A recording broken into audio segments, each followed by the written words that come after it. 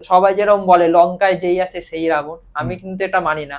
আমি মানি লঙ্কায় যে আসে সেই বিভীষণ। শুরু করতে দেখছে এরকম দেয়ালের ওপরে দেখছে পায়ের ছাপ পড়ছে। এই সাধনার ফলে তার সব ঠিক হয়ে গেছে, কিন্তু তাও সে আর বেশি দিন বাঁচবে না। কর্ণপিশাচিনী যে সাধনাটা অ্যাকচুয়ালি হচ্ছে নিচু স্তরের সাধনা, সব থেকে নিচু স্তর, সব থেকে হিট পিশাচ। কর্ণপিশাচিনী কিন্তু কোনো পিশাচ না, সে হচ্ছে যক্ষিণী। এবারে যখন ব্রহ্ম রাক্ষস রেগে থাকে তখন সে তার উগ্র রূপ দেখায়। তো উগ্র রূপটা কি দেখেছিল আমি তোমাকে বলছি। একটা মানুষের মুখ, দাঁত বেরোনো, রীতিমতো রাক্ষস টাইপের দাঁত বেরোনো, দুদিকে দুটো শিং, আর সারা মুখ থেকে তোমার রক্ত পড়ে। আমাকে হনুমান চালিসা বলছো, আমি তোমাকে রিপিট বলছি, এরকম আসছে। মানে আরতি হোক, হনুমান চালিসা হোক, যাই হোক, সেটা রিপিট। ব্রহ্ম রাক্ষস কিভাবে বুঝবে? ওপরের পাতা শুকনো, নিচের পাতা চকচকে, আর গাছ ভালো, তাহলে সেখানে ব্রহ্ম রাক্ষস। আমি তোমাকে বলছি, তুমি যদি শোনো না, তোমার গায়ে কাটা দেবে। যদি অথর্ববেদ পুরো পড়ে নেয়, সে চাইলে পৃথিবী জিতে নিতে পারে। গীতাতে কি লেখা আছে? তুমি ব্রাহ্মণ কিসে হবে? তোমার কর্মে। সিঁড়ি, এরকম একটা সিঁড়ি, সিঁড়ির এখানে থাকে দেবতা, তার উপরে থাকে ভগবান, এরকম ধরো। এবারে আস্তে আস্তে মিডিয়া। ভগবান আর দেবতা আলাদা? ভগবান আর দেবতা কিন্তু আলাদা, লোকে কিন্তু গুলিয়ে ফেলে। তুমি কি চাও? তুমি যদি কালকে বলো যে আমার ইউটিউব চ্যানেলে 2 লাখ সাবস্ক্রাইবার হয়ে যাক, তাই হয়ে যাবে।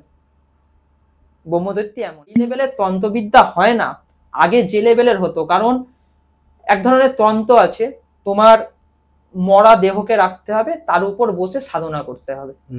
তো একটা সাধক এখন সেই দেহ, আজকের যে শ্মশান আর আগের যে শ্মশান, তার মধ্যে কিন্তু আকাশ পাতাল পার্থক্য। একটা ব্রহ্মদের থেকে কন্ট্রোল করা অত সহজ না। ব্রহ্ম রাক্ষসের কেস হচ্ছে গিয়ে করা, সেটা হচ্ছে আমার পক্ষে কি, হয়তো আমাদের এখানে যে কজন তান্ত্রিক আছে বড় বড়, তাদের পক্ষেও হয়বেলা হয়ে গেলে তাদেরকে তাদের নামে ডাকবে না। মানে ভূত প্রেত পিশাচ, তাদেরকে তাদের নামে ডাকবে না, তাদেরকে তিনারা বলে ডাকবে। তো নমস্কার বন্ধুরা, কেকে পডকাস্টে আবার স্বাগত জানাই। তো থাম্বনেল দেখেছেন এবং টাইটেলেও পড়েছেন যে আজকে কি বিষয়ে কথা হবে। কর্ণপিশাচিনী। কর্ণপিশাচিনী কিভাবে সাধনা করা হয়, কিভাবে সেটার উপর দক্ষতা আনতে পারলে ভালোভাবে, কিন্তু না আনতে পারলে কি হতে পারে, আজকে আমাদের সৈকত বলবে। এবং আপনারা কি জানেন অশ্বত্থ গাছে ব্রহ্ম রাক্ষস কিভাবে থাকে এবং বেল গাছে কিভাবে ব্রহ্মদৈত্য থাকে?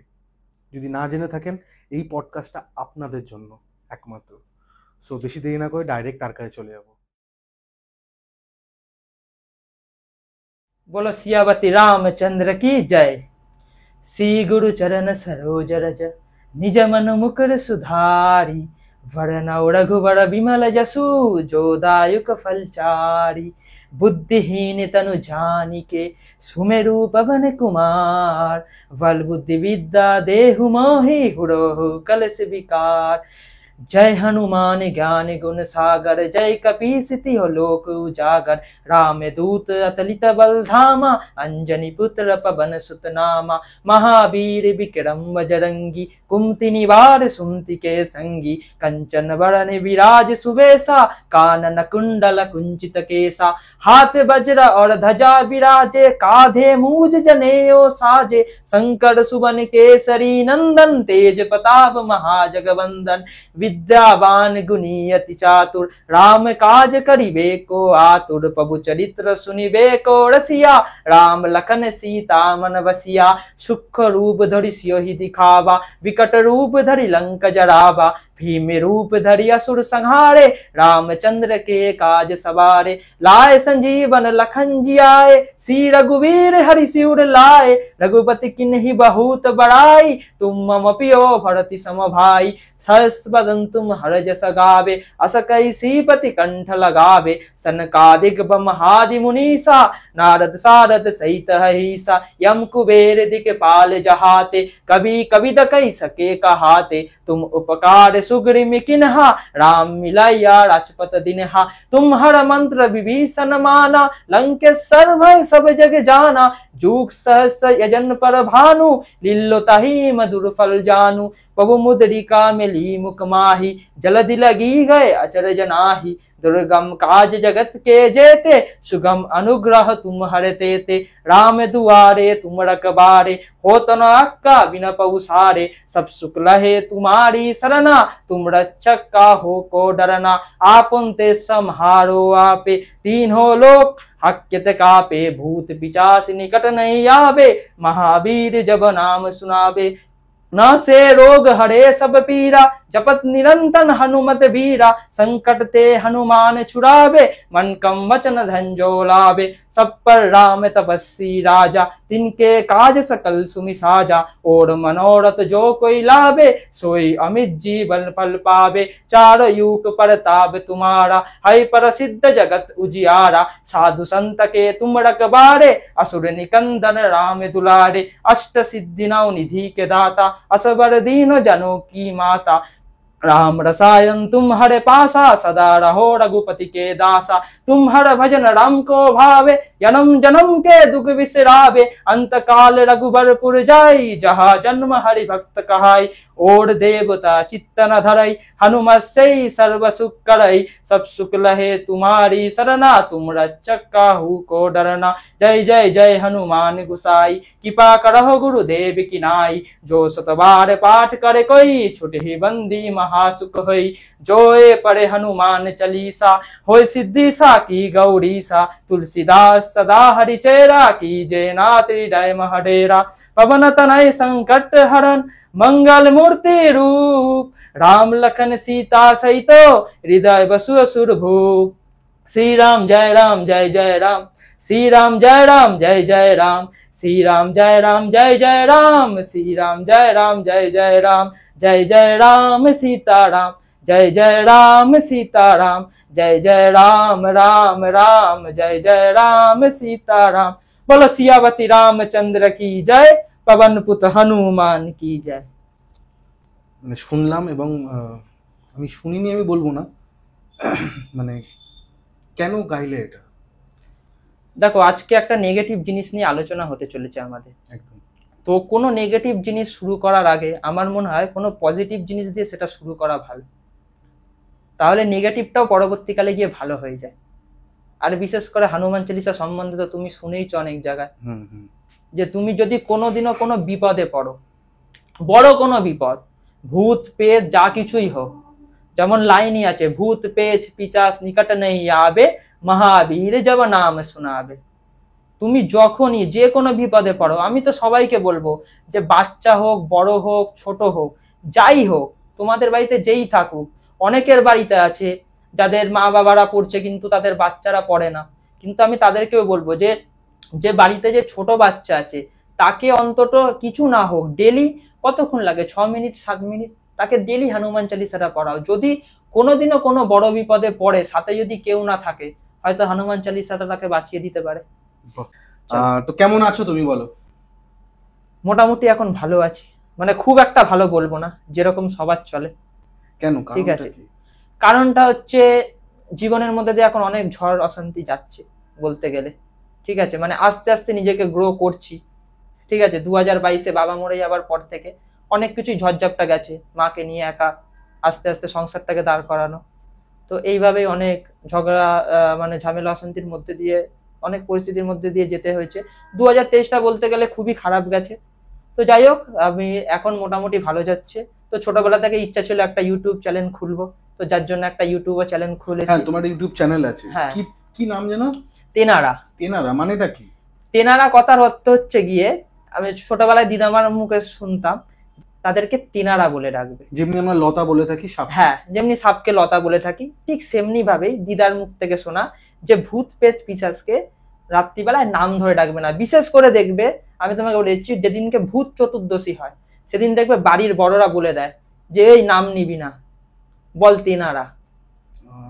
বাড়ির বড়রা, বাড়ির যারা ঠাকুমা বয়স্করা ছিল দেখবে, তারা বলে দিত যে নাম ধরে ডাকবি না, আজকে তাদের নাম ধরে ডাকতে নেই, তাদেরকে তেনারা বলে ডাক। সেই কারণেই আমার চ্যানেলের নাম তেনারা। তেনারার মধ্যে সবাই আছে, ভূত পেচ পিশাচ জিন সবাই। আরেকটা জিনিস, তুমি করছোটা কি? আমি তো মানে আমি ঠিক জানি না, মানে তুমি আমার সাথে যেভাবে কন্ট্যাক্ট করেছিলে, আচ্ছা, তুমি আমাকে কিছু কিছু একটা লিস্ট পাঠিয়েছিলে, সেটা নিয়ে আমরা আলোচনা করবো। হ্যাঁ, এবং তুমি কি করছো বর্তমানে সেটা একটু ভালোভাবে বলো। আমি বর্তমানে একটা কনস্ট্রাকশন কোম্পানিতে কাজ করছি। আর হচ্ছে গিয়ে ছোটবেলা থেকেই আমার ভূত পেট আর ইন্ডিয়ান মাইথোলজি নিয়ে খুব শখ আছে। তো সেইগুলোর বিষয়ে আস্তে আস্তে মানে পড়াশোনা করছি, মানে যতটুকু জানতে পেরেছি ততটুকুই জানছি। আর ছোটবেলায় তোমার সাথে তো আমার কথাই হয়েছে আগে যে আমার দিদামার মধ্যে মা কালী ভর করতো। তো ছোটবেলা থেকে ভূত পেট তাড়ানো থেকে শুরু করে সবকিছু দেখেছি। মানে এই ভূত পেতের ব্যাপারটাতে হ্যাঁ তুমি একজন কনস্ট্রাকশন জায়গায় আছো এবং তুমি বলছিলে যে কিছু তোমার সাথে ঘটনা ঘটা আছে। হ্যাঁ, আমার সাথে কিছু ঘটনা ঘটা আছে, অন্য মানুষের সাথে যেসব ঘটনা ঘটেছে বা অন্য মানুষের সাথে যেসব ঘটনা ঘটছে। তুমি কিওর করো কি নাকি না, মানে তুমি সাজেশন করে দাও জাস্ট যে তুমি আমি বল আমি গিয়ে ঠিক করে দেবো এরকম? যদি আমার হাতে থাকে তাহলে আমি অবশ্যই কিওর করব, কারণ অল্প কিছু আমি জানি। কারণ আমি তো মানে দেখো একটা সাধারণ ঘরের ছেলে, পার্মানেন্ট আমি তান্ত্রিক বা কিছু না। মোটামুটি ধরো তুমি কোনো বিপদে পড়লে, মানে তাদের হাত থেকে মোটামুটি ধরো হাওয়া লেগেছে বা তুমি বুঝতে পারছো তোমার সাথে কোনো এফেক্ট হয়েছে, মানে তাদের দ্বারা মানে তেনাদের দ্বারা যদি তোমার সাথে কোনো এফেক্ট হয়ে থাকে, তাহলে আমি হয়তো তার কিওর করতে পারি। কিন্তু ধরো তুমি তাদের দ্বারা পজেস হয়েছো বা তোমার উপর সে ভর করেছে, তাহলে আমার পক্ষে কিছু করা সম্ভব না। হ্যাঁ, আমার কাছে এমন অনেক ঠিকানা আছে যেগুলো আমি বলে দিতে পারি, যার দ্বারা তোমরা হেল্প পেতে পারো। এবার তাহলে আমরা কেসে ঢুকি। তোমার কিছু কিছু কেস তুমি আমাকে যেটা ফোনে বলেছিলে, হ্যাঁ বা যেটা নিয়ে আমরা আলোচনা করেছিলাম হ্যাঁ। ওভার দ্য ফোন, শুরু করবে কি দিয়ে, মানে কোন গল্পটা বা ঘটনাটা দিয়ে যেটা তোমাকে খুব... আচ্ছা, আমি ঘটনা শুরু করার আগে একটা কথা বলতে চাই যে মানুষের মনের মধ্যে ভূত পেত নিয়ে না অনেক ধরনের কনফিউশন রয়েছে। ঠিক আছে, আমি তোমার সাথে আগে আলোচনা করেছিলাম যে আমার তোমার চ্যানেলে আসার মেন উদ্দেশ্য হচ্ছে গিয়ে মানুষের যে মনে যে কনফিউশনটা রয়েছে সেই কনফিউশনটাকে আমার ক্লিয়ার করতে হবে। সেটাই হচ্ছে তোমার চ্যানেলে আসার আমার মেন উদ্দেশ্য। তোমার সাথে আমার যেটা নিয়ে কথা হয়েছে যে হচ্ছে গিয়ে কিছু কিছু মানুষ কিছু কিছু কনফিউশনের মধ্যে রয়েছে, যে হচ্ছে গিয়ে যেমন সাপোজ দেখবে রিসেন্ট খুব উঠেছে ব্রহ্ম রাক্ষস। ব্রহ্ম রাক্ষস কি, ব্রহ্ম রাক্ষস কে? হয় এগুলো সত্যি করে? হ্যাঁ, সত্যি করে হয়। ব্রহ্ম রাক্ষস, এরকম কিছু? ব্রহ্ম রাক্ষসের কেস আমি করিনি, ব্রহ্ম রাক্ষসের কেস আমি শুনেছি। কারণ দেখো ব্রহ্ম রাক্ষসের কেস হচ্ছে গিয়ে করা, সেটা হচ্ছে আমার পক্ষে কি, হয়তো আমাদের এখানে যে কজন তান্ত্রিক আছে বড় বড় তাদের পক্ষেও হয়তো অসম্ভব। হ্যাঁ হ্যাঁ, হয়তো অসম্ভব। আর একটা সৈকত, ব্রহ্ম রাক্ষস এবং ব্রহ্ম দৈত্য, ব্রহ্ম দৈত্য এটা একই জিনিস না পার্থক্য? না, দুজনের মধ্যে পার্থক্য রয়েছে। আর পার্থক্যটা বলতে পারো হচ্ছে গিয়ে একতলা দোতলায় ওঠার পার্থক্য। বুঝলাম না আমি ঠিক, মানে ব্যাপারটা হচ্ছে ব্রহ্মদৈত্য হতে গেলে তোমাকে ব্রাহ্মণ হতে হবে, কিন্তু ব্রহ্ম রাক্ষস হতে গেলে তোমাকে ব্রাহ্মণ না হলেও চলবে। আমি হব কেন? হ্যাঁ, এমনি এমনি হয়ে যায় না? এবারে কথা হচ্ছে কি তুমি হবে কেন। প্রথমে হচ্ছে তোমাকে আগে তাহলে ব্রহ্মদৈত্য কেন হয়েছিল সেই ঘটনাটা শোনায়। অ্যাকচুয়ালি দেখবে অনেক জায়গাতে বলে ব্রহ্মদৈত্য যেটা মানে যেটা আমাদের বাংলা সংস্কৃতিতে যেটা হচ্ছে তোমার ওই বট গাছে থাকে, বলে ব্রহ্মদৈত্য বট গাছ বা হচ্ছে গিয়ে পুরনো বেল গাছ, যেখানে হচ্ছে কোনো পুজো পুজো দেওয়া হয় না। দেখবে বেল গাছ অনেক জায়গায় পুজো দেয়, যেখানে দেখবে বেল গাছে পুরনো পুজো দেওয়া হয় না, মানে পরিত্যক্ত বেল গাছ, সেখানে হচ্ছে গিয়ে ব্রহ্মদৈত্যের বাসস্থান। ব্রহ্মদৈত্য বলে হচ্ছে গিয়ে ধরো যখন কোনো ব্রাহ্মণের ব্রহ্মচর্য হচ্ছে, মানে হচ্ছে তার যখন পৈতে হচ্ছে, পৈতে হওয়াকালীন যদি সে মারা যায় তাহলে সে ব্রহ্মদৈত্য হয়। এটা হচ্ছে অনেক জায়গাতে বলে। আবার অনেক জায়গাতে এমন কোনো ঘটনা আছে, মানে এমন এমন জায়গাতে মানে অনেক বইয়ের মধ্যে লেখা যে ব্রহ্মদৈত্য স্পেসিফিক ভাবে তান্ত্রিকরা বানিয়েছিল তাদের কার্যসিদ্ধি করার জন্য। তাদের কার্যসিদ্ধি করার জন্য তান্ত্রিকরা স্পেসিফিক ভাবে ব্রহ্মদৈত্যকে বানিয়েছিল। তো তুমি এবারে জিজ্ঞেস করতে পারো যে ব্রহ্মদৈত্যকে কি করে বানালো। হ্যাঁ, মানে আমি প্রথম কথা যে এটা না আমরা একটা হাসির গল্প হবে শুনেছি তো। হ্যাঁ, ঠাকুমার ঝুলিতে আমরা সবাই দেখেছি। দেখবে সিনেমাও বেরিয়েছে হইচইতে সায়নীর, যে থেকে ব্রহ্মদৈত্য আসে তাকে দিয়ে তার সব ইচ্ছা পূরণ করে নিচ্ছে। হ্যাঁ, মানে এটা কি সত্যি? একটা ব্রহ্মদৈত্যকে কন্ট্রোল করা অত সহজ না। মানে এগুলো সব ফেক? তাহলে সব ফেক। একটা ব্রহ্মদৈত্যকে কন্ট্রোল করা এতটা সহজ না। মানে তোমার বইতে যেটা লেখা আছে আমি তোমাকে সেইটা বলছি, মানে যে অনুযায়ী বলছে যে ব্রহ্মদৈত্য বানানো হয়েছিল। তো ব্রহ্মদৈত্যকে কিভাবে সৃষ্টি করা হলো? তো ব্রহ্মদৈত্যকে সৃষ্টি করা হচ্ছে গিয়ে ধরো কোনো ব্রাহ্মণ মারা গেছে, ঠিক আছে, তো এবারে তান্ত্রিকরা কি করলো যে যদি আমরা ব্রাহ্মণের আত্মাটাকে কাজে লাগাতে পারি তাহলে আমাদের অনেক কার্যই সিদ্ধি হবে। যেহেতু ব্রাহ্মণ মানে তখনকার দিনে পাওয়ারফুল, ঠিক আছে। এটা হচ্ছে 1200 শতকে, মানে 1200 সালে তোমার ব্রহ্মদৈত্যের তোমার সৃষ্টি করে তান্ত্রিকরা। অ্যাকচুয়ালি কোনো ব্রাহ্মণ যখন মারা যেত, কোনো তান্ত্রিক তার এই আঙ্গুলটাকে কেটে নিত, ডান হাতের একটা আঙুল। ডান হাতে এই আঙ্গুলটাকে, ডান হাত বা বাঁ হাতের এই আঙ্গুলটাকে, অনলি এই আঙ্গুল, আর অন্য কোনো আঙ্গুল, তো আমি তোমাকে দেখাচ্ছি, এই আঙ্গুলটাকে কেটে নিত। কেটে নিয়ে সেই আঙ্গুলের দ্বারা তাবিজ বানাতো। হ্যাঁ, আঙ্গুলের দ্বারা তাবিজ বানাতো। হয়? হ্যাঁ, সে আঙ্গুল দিয়ে তাবিজ বানাতো। যেমন তুমি দেখো নি, কারোর শরীর খারাপ হলো ছোটবেলায়, কোনো জায়গায় নিয়ে গেল, যে ধরো ঝাড়ফুঁক জানে, দেখবে তাবিজে কিছু একটা সুতো টাইপের ভরে ওপর দিয়ে মোম দিয়ে দিল, তাহলে কি হলো, সুতোটা লক হয়ে গেল, তাবিজটা বেরোচ্ছে না। সেমনি ধরো কোনো তাবিজের মধ্যে আঙ্গুলটা পুড়ে মোম দিয়ে দিল, ঠিক আছে। হ্যাঁ, এরকম সত্যি। এবারে দেখো, আজকের যে শ্মশান আর আগের যে শ্মশান, তার মধ্যে কিন্তু আকাশ পাতাল পার্থক্য, কৌশিকদা। তুমি যদি দেখো, আজকের শ্মশানে বিকেল বেলায় গিয়ে মানুষ আড্ডা দিচ্ছে, শ্মশানের পাশে পার্ক হয়ে গেছে। আর আগেকার দিনের শ্মশান তুমি বিবেচনা করো, অত দূর আমি যাচ্ছি না, 1819 সালের যে শ্মশানগুলো আছে, ওখানে রাত হলেই তোমার গা ছমছম করবে। রাত হলেই তোমার রাতও হতে হবে না, সন্ধ্যেবেলার পর তুমি ওই এরিয়াতে আর কাউকে দেখতে পারবে না। এমনও ঘটনা আছে, মানে তন্ত্রবিদ্যায় দেখবে, মানে এখন তো আর সেই লেভেলের তন্ত্রবিদ্যা হয় না, আগে যে লেভেলের হতো। কারণ এক ধরনের তন্ত্র আছে, তোমার মরা দেহকে রাখতে হবে, তার উপর বসে সাধনা করতে হবে। তো একটা সাধক এখন সেই দেহ কোথায় পাবে? এখন যে সাধক সেই সাধনাটা করবে, তার জন্য সেই দেহটা সে কোথা থেকে পাবে তুমি বলো? সাধক সেই দেহটা কোথায় পাবে? সেই দেহটাই তো নেই। আর আগেকার দিনে শ্মশানে কি হতো, দেখবে সন্ধ্যা নেমে গেছে, হয়তো মরা ফেলে লোকে পালিয়েও যাচ্ছে ভয়তে।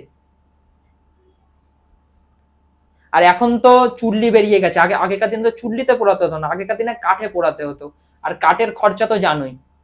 তো অনেক মানে ডেড বডি কি হতো, যে পোড়াতে পারছে না, তাদের কাছে টাকা নেই, তারা সে শ্মশানে ফেলে চলে যেত। ওই সেখান থেকেই তান্ত্রিকরা একটা আঙ্গুল কেটে নিয়ে সেটাকে তাবিজ বানিয়ে ব্রহ্মদৈত্যকে আহ্বান করত, যে কেন তাদেরকে দিয়ে কিছু কার্য সিদ্ধি করবে, তাদের যে বড় বড় কার্য সিদ্ধি আছে সেগুলো করবে। তো সেই কারণেই হচ্ছে কি তান্ত্রিক মানে ব্রহ্মদৈত্যের সৃষ্টি করেছিল। তো এবারে ব্রহ্মদৈত্য আসতো, এবারে ব্রহ্মদৈত্যকে চোখে দেখা যায় না, মানে তখনকার বইতে বলছে যে ব্রহ্মদৈত্যকে চোখে দেখা যায় না। তো কি করতো, ব্রহ্মদৈত্যকে চাল ভাজা খেতে দিত। আচ্ছা, ব্রহ্মদৈত্য কিন্তু খুব পেটুক, হয়তো তুমি শুনেছো। হ্যাঁ, ব্রহ্মদৈত্য খুব পেটুক, মানে ছোটবেলার গল্পের বই হোক আর যাই হোক, একটু মোটা সোটা দেখাবে। তারা খেতে ভালোবাসে। হ্যাঁ, তারা খেতে ভালোবাসে, তাহলে তো তাকে। এবং সৈকত, তুমি দেখেছো কিনা ব্রহ্মদৈত্য ভূতের ভবিষ্যতে মনে আছে? হ্যাঁ, রিক্সা করে যে মাছ বাজার করতে গেছে, মাছ নিয়েছে, ইলিশ মাছ নিয়েছে, ও কিন্তু ব্রহ্মদৈত্য। হ্যাঁ হ্যাঁ হ্যাঁ, ঠিক আছে। মানে অ্যাকচুয়ালি ব্রহ্মদৈত্য ওরকম হয় না যেরকম সিনেমাতে দেখাচ্ছে। ব্রহ্মদৈত্য প্রচন্ড, মানে বলতে পারো উচ্চ স্তরের আত্মা, যাকে তোমার আমার মানে নর্মাল যারা আছে তাদের কন্ট্রোলের বাইরে। ব্রহ্মদৈত্যকে সিদ্ধ করা মুখের কথা না, তুমি যদি তাকে তোমার কন্ট্রোলে করে নাও, তুমি কি চাও? তুমি যদি কালকে বলো যে আমার ইউটিউব চ্যানেলে 2 লাখ সাবস্ক্রাইবার হয়ে যাক, তাই হয়ে যাবে। ব্রহ্মদৈত্য এমন একজন। কিন্তু এটা তো ফল ভালো না। না, ফল কোনো কিছুরই ভালো না। তুমি একটা আত্মাকে আটকে রাখছো, তাকে কষ্ট দিচ্ছ, তার ফল কি করে ভালো হবে? আমি যদি তোমাকে আমার বাড়িতে আটকে রেখে দিই সারা জীবন, তো তুমি আমাকে ভালো কথা শোনাবে? আগে বলো। বা তুমি যদি আমাকে এখানে আটকে রেখে দাও, কোনোদিন আর যেতে না যাও, আমি তোমার নামে ভালো কথা শোনাবো? তো যাই হোক, তো ওই আঙ্গুলে তাবিজে করে ব্রহ্মদৈত্যকে আহ্বান জানাতো। তো দেখা যেত না বলে তাকে চাল পোড়া দিত। তো ব্রহ্মদৈত্য সেই চাল পোড়া খেলে বুঝতে পারতো যে না, ব্রহ্মদৈত্য এসছে। এবারে ব্রহ্মদৈত্য তো আর যাতায়াতটা না, সে হচ্ছে কি উচ্চ স্তরের আত্মা, ব্রাহ্মণের আত্মা হচ্ছে ব্রহ্মদৈত্য। তো তার তো কিছু নিয়ম কানুন থাকবে। তারও একটা নিয়ম কানুন ছিল যে আমাকে দিয়ে এই কাজগুলো করাতে পারবে, আমাকে দিয়ে এই কাজগুলো করাতে পারবে না, এর বাইরে আমি কাজ করব না। কিন্তু কাজ তো করতেই হবে, যেহেতু তোমার এই আঙ্গুল তার কাছে বন্দি আছে। তো যাই হোক, এই অনুযায়ী ব্রহ্মদৈত্য মানে একটা জায়গায় বলে যে যদি পৈতের সময় মারা যায় কোনো ব্রাহ্মণ তাহলে সে ব্রহ্মদৈত্য হয়। আবার অন্য একটা বইতে এরকমই কিছু উল্লেখ আছে যে ব্রহ্মদৈত্যকে বানানো হয়েছে যে তান্ত্রিকরা তাদের কিছু কার্য সাধনের জন্য। ব্রহ্মদৈত্য একটা কথা বলি, ব্রহ্মদৈত্য কিন্তু কাউকে ধরে না। মানে প্রেত পিচাস যেরকম তোমাকে ধরবে, তারা ওরা কিন্তু তোমাকে ধরবে না, মানে তোমাকে পজেস করবে না। ও মানে যেমনি হয় যেগুলো দেখেছি না, যেমন জিন হচ্ছে পজেস করছে, বা হচ্ছে তোমার ধরো তোমার দেহের মধ্যে কোনো একটা আত্মা পজেস হয়েছে, তো মানে তোমাকে পজেস করেছে, ব্রহ্মদৈত্যী কিন্তু সেটা করবে না। ব্রহ্মদৈত্যী তোমার উপর রাগ হয়েছে, তোমার সামনে এসে দাঁড়ালো, তার মানেই তুমি ভেবে নাও যে তোমার মৃত্যু অনিবার্য। হ্যাঁ, কিছু না কিছু একটা ভাবে তোমার মৃত্যু অনিবার্য হবে। তো আমি এই ব্রহ্মদৈত্য মানে আমি একটু ক্লিয়ার করি তোমার সাথে। ধরো নাও আমি একটা তান্ত্রিক, আমার আন্ডারে একটা ব্রহ্মদৈত্য আছে, হ্যাঁ, এবং আমি বললাম যে ধরো তো সৈকতকে মার, হ্যাঁ, মেরে হ্যাঁ, তোমাকে মারবেই সে, আমাকে মারবেই। আর কেউ কেউ হচ্ছে মানে আমাকে কেউ বাঁচাতে পারবে না তার হাত থেকে। কিন্তু পজেস্ট হবে না তুমি? না, সে আমাকে পজেস্ট করবে না, ব্রহ্মদৈত্য পজেস্ট করে না। এরকম ঘটনা আছে তোমার কাছে? হ্যাঁ, এরকম একটা ঘটনা আমি তো তোমাকে বললাম যে আমি 2020 সালে কলেজ পাস করার পরে এই কনস্ট্রাকশন লাইনে জয়েন করি। তো এই কনস্ট্রাকশন লাইনে আমার যে সিনিয়র ছিল, মানে সিনিয়র বলতে তার বয়স হচ্ছে গিয়ে 68-70 বছর, 68-70 বছর। সে হচ্ছে বহু আগের থেকে এই বিল্ডিং প্ল্যান দেখে বিল্ডিং তৈরি করে আছে। সে কিন্তু ইঞ্জিনিয়ার না, কিন্তু তাকে যদি তুমি একটা বিল্ডিং প্ল্যান ফেলে দাও, ইঞ্জিনিয়ারের আগে সে কাজ করে দিয়ে বেরিয়ে যাবে। তার হচ্ছে এতটাই মাথা, মানে এতটা এক্সপিরিয়েন্স, যেটাকে বলে না যে তুমি বইতে পড়েছো থেকে প্র্যাকটিক্যালে করেছো, আকাশ পাতাল তফাৎ। এই যে তন্ত্রবিদ্যা আমি বইতে পড়ছি, শ্মশানে গিয়ে এই করতে হবে, আমি যখন শ্মশানে বসে করব তখন বোঝা যাবে যে ব্যাপারটা কি, যে ব্যাপারটা হচ্ছে ফিল্ড ওয়ার্ক। হ্যাঁ, যে কেমন হয় সেটা বইয়ের থেকে বেরোলে বা রাস্তায় বেরোলেই বোঝা যায়। হ্যাঁ, একদম। ঘটনাটা তোমাকে বলছিলাম যে যেটা ঘটেছিল, তো লেক টাউনের তো নাম শুনেইছো অবশ্যই। লেক টাউন নামটা কেন, ওখানে আগে লেক ছিল অনেকগুলো, মানে যতদূর আমি শুনেছি পুরোনো দিনের মানুষের কাছ থেকে।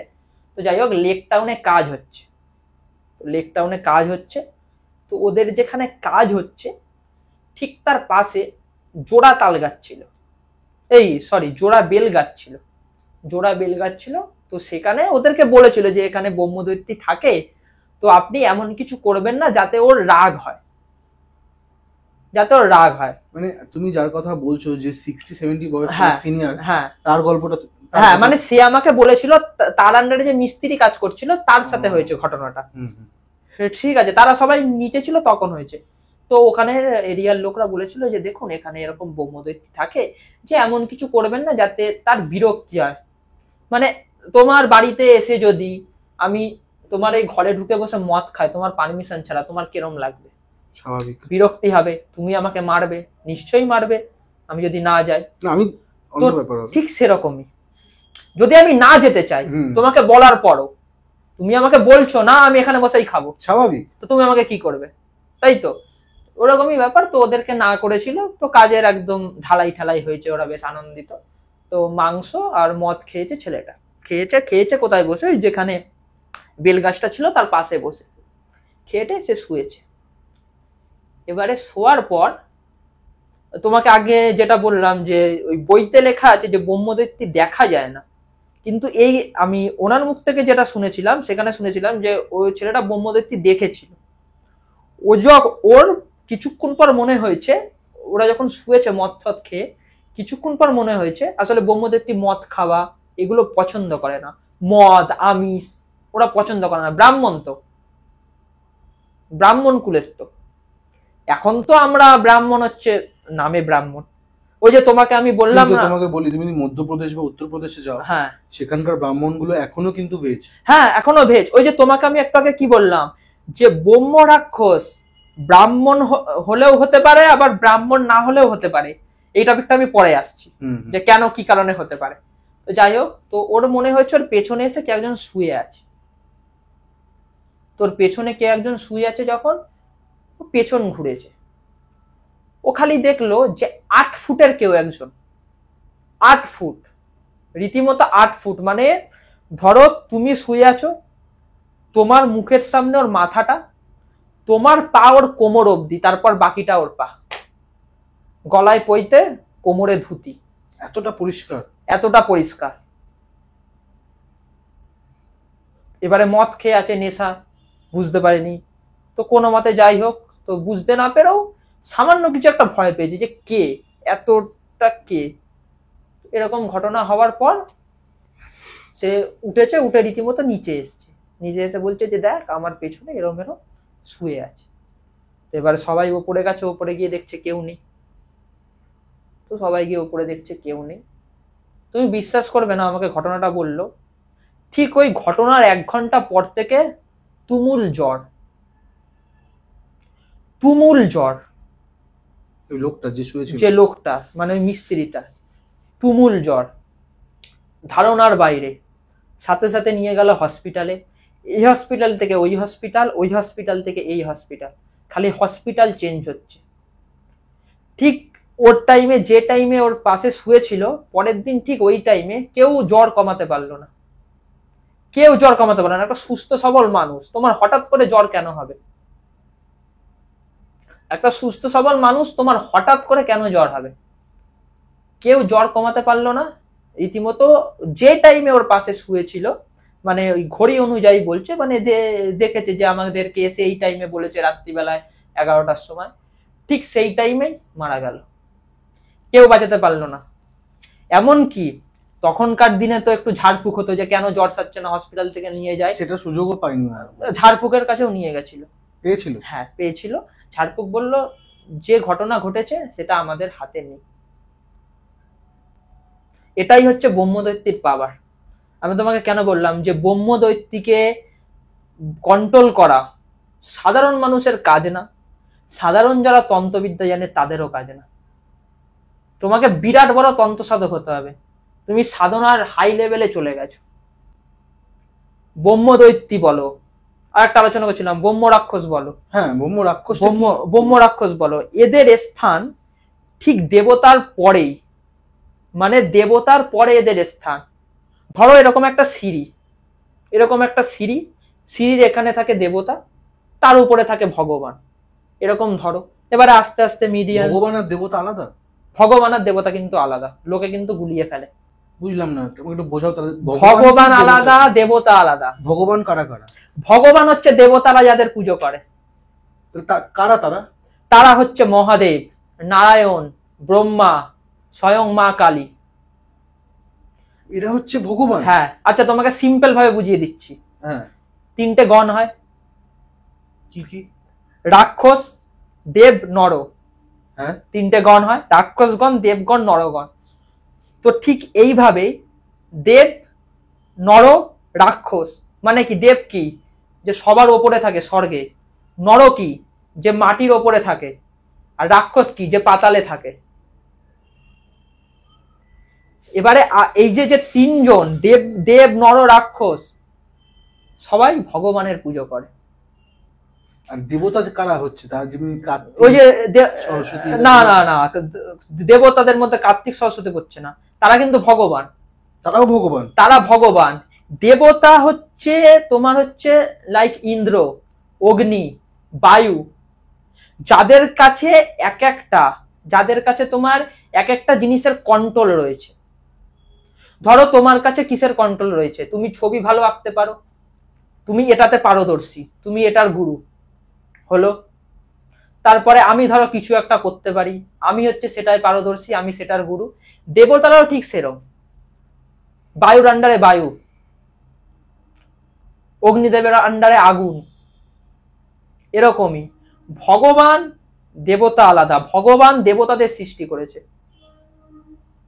ভগবান দেবতাদের সৃষ্টি করেছে। হ্যাঁ, আজকে এটা আমাদের ক্লিয়ার হলো যে জিনিসটা যে কোনটা কোথায় থাকে, মানে দেবতা কি, ভগবান কি, এবং তার নিচে কি আছে মানুষ। হ্যাঁ, দেবতা, দেবতা মানে আমাদের থেকে রাক্ষসের শক্তি বেশি, কিন্তু আমরা আছি দ্বিতীয়তে, আর রাক্ষস আছে নিচে, মানে যারা পাতালে থাকে।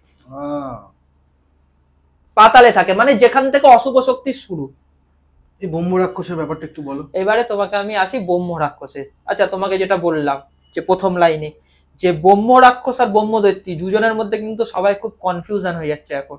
লোকে ভাবছে মনে হয় যে ব্রহ্ম রাক্ষসকেই বাংলাতেই ব্রহ্মদৈত্যী বলছে। লোকে কিন্তু এখন এটা ভাবছে, অনেকেই আছে এটা ভাবছে। ঠিক আছে, আমারই একটা বন্ধু আমাকে আগের দিন বললো যে আরে ব্রহ্ম রাক্ষস আর ব্রহ্মদৈত্যী তো একই, আলাদা কি? তো আমি তাকে বোঝালাম যে এইটা হচ্ছে ডিফারেন্স, এইটা হচ্ছে তাদের মধ্যে ডিফারেন্স। ব্রহ্ম রাক্ষস আলাদা, ব্রহ্ম দৈত্যী আলাদা।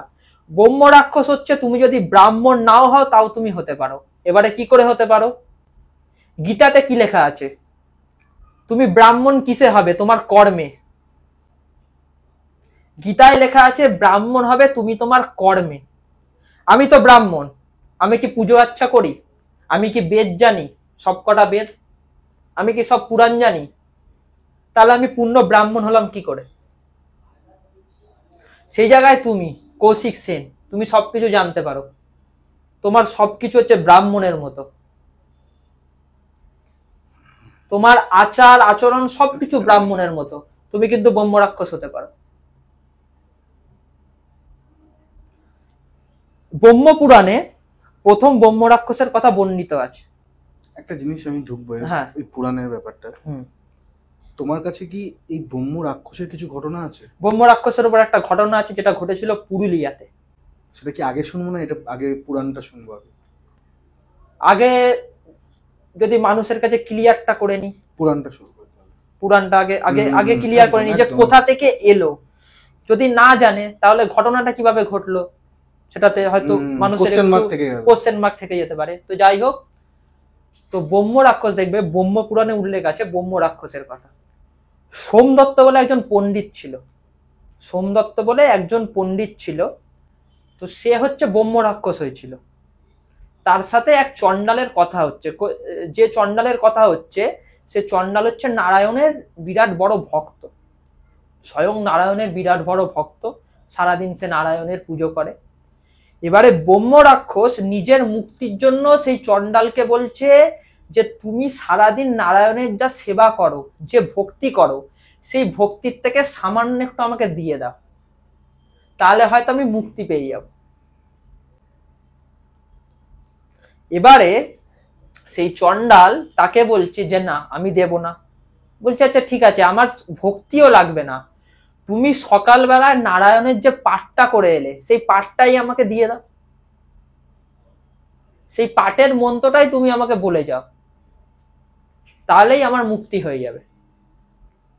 ঠিক আছে, তো আসলে মানে পুরো ঘটনাটা ছিল হচ্ছে গিয়ে, তো ব্রহ্ম রাক্ষস হচ্ছে তোমার ওই অসত্য গাছে বসেছিল। তো চণ্ডাল যাচ্ছিল হচ্ছে ফুল আনতে, পুজোর ফুল আনতে যাচ্ছিল চণ্ডাল। তো চণ্ডাল যখন পুজোর ফুল আনতে যাচ্ছিল, ঠিক আছে, তো তখন ব্রহ্ম রাক্ষস চণ্ডালকে দেখতে পায়। তো বলে যে আমি তোমাকে খাবো, এক্ষুনি ভক্ষণ করবো, আমার খিদে পেয়েছে।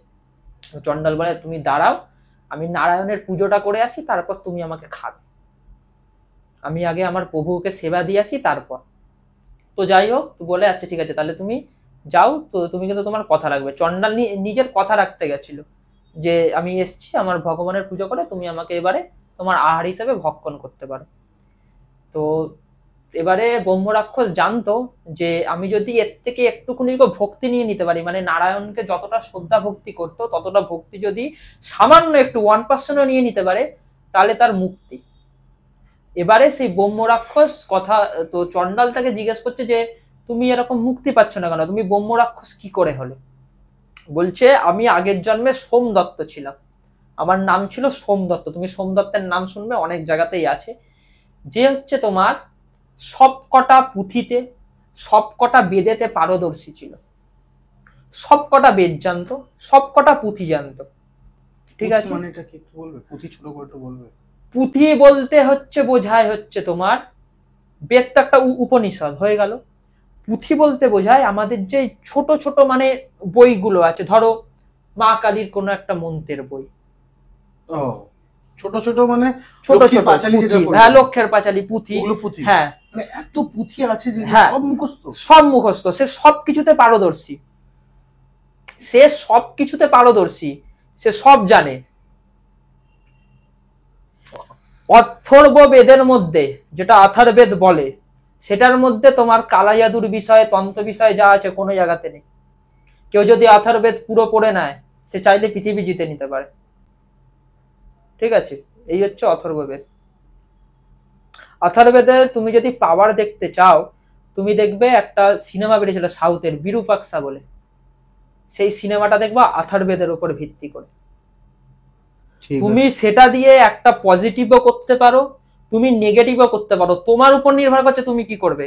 তোমার কর্মফল কিন্তু তোমাকে আগে নিয়ে যাবে, যেটাই ওই সোমদত্তের সাথে ঘটেছিল। কি হলো তাহলে?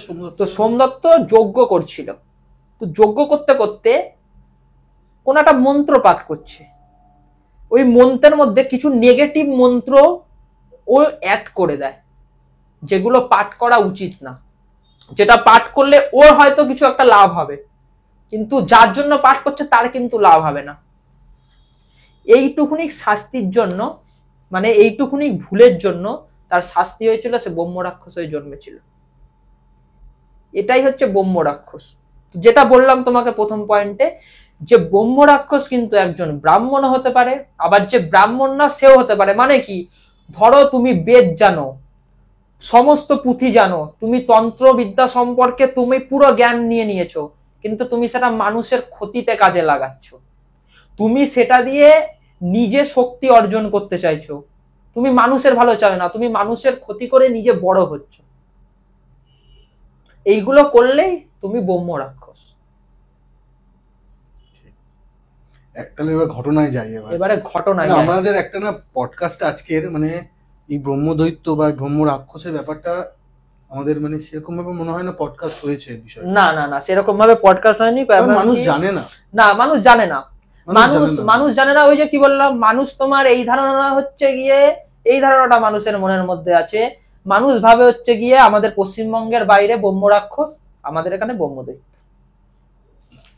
কিন্তু দুটোর মধ্যে যে আকাশ পাতাল তফাৎ, সেটা অনেকেই জানে না। ঘটনায় যাই। ঘটনাটা আমি শুনেছিলাম হচ্ছে তোমার, আমার যে মামি আছে, তো মামির হচ্ছে মামার বাড়ি হচ্ছে পুরুলিয়ায়। ওই একটা ওই মামির যে বড় মামা আছে, তো বড় মামা ওই সবাই মিলে বসেছিল, তো সবার মধ্যে ঘটনাটা শোনাচ্ছিল। তো ওর মধ্যে শুনছিলাম, মানে ঘটনাটা আমি তোমাকে বলছি, তুমি যদি শোনো না তোমার গায়ে কাটা দেবে, মানে রীতিমতো গায়ে কাটা দেবে। তুমি একটা ব্রহ্ম রাক্ষস, ওই যে কি বললাম, ব্রহ্ম রাক্ষস এমন একটা জিনিস যে কিন্তু তোমাকে পজেস্ট করবে না। সে কি করবে, সে ধরো তোমার পেছনে তোমার বাড়িতে এলো, তোমার বাড়িতে পরপর এক একজন করে মারা যেতে শুরু করবে। এটা কি চালান দেওয়া হয়? না, ব্রহ্ম রাক্ষস আমি তোমাকে বারবার করে বলছি, ব্রহ্ম রাক্ষসকে কন্ট্রোল করা যাতা ব্যাপার না। কিভাবে সম্ভব যে একটা ফ্যামিলিতে গেল, সেখানে গিয়ে প্রবলেম হবে? ফ্যামিলিতে গিয়ে প্রবলেম হবে আমি বলছি, ধরো কোনো জায়গায় তিনি আছেন, ধরো তোমার বাড়ির নিচে একটা অসত্য কাজ, সেখানে উনি আছে, আমি জানি না।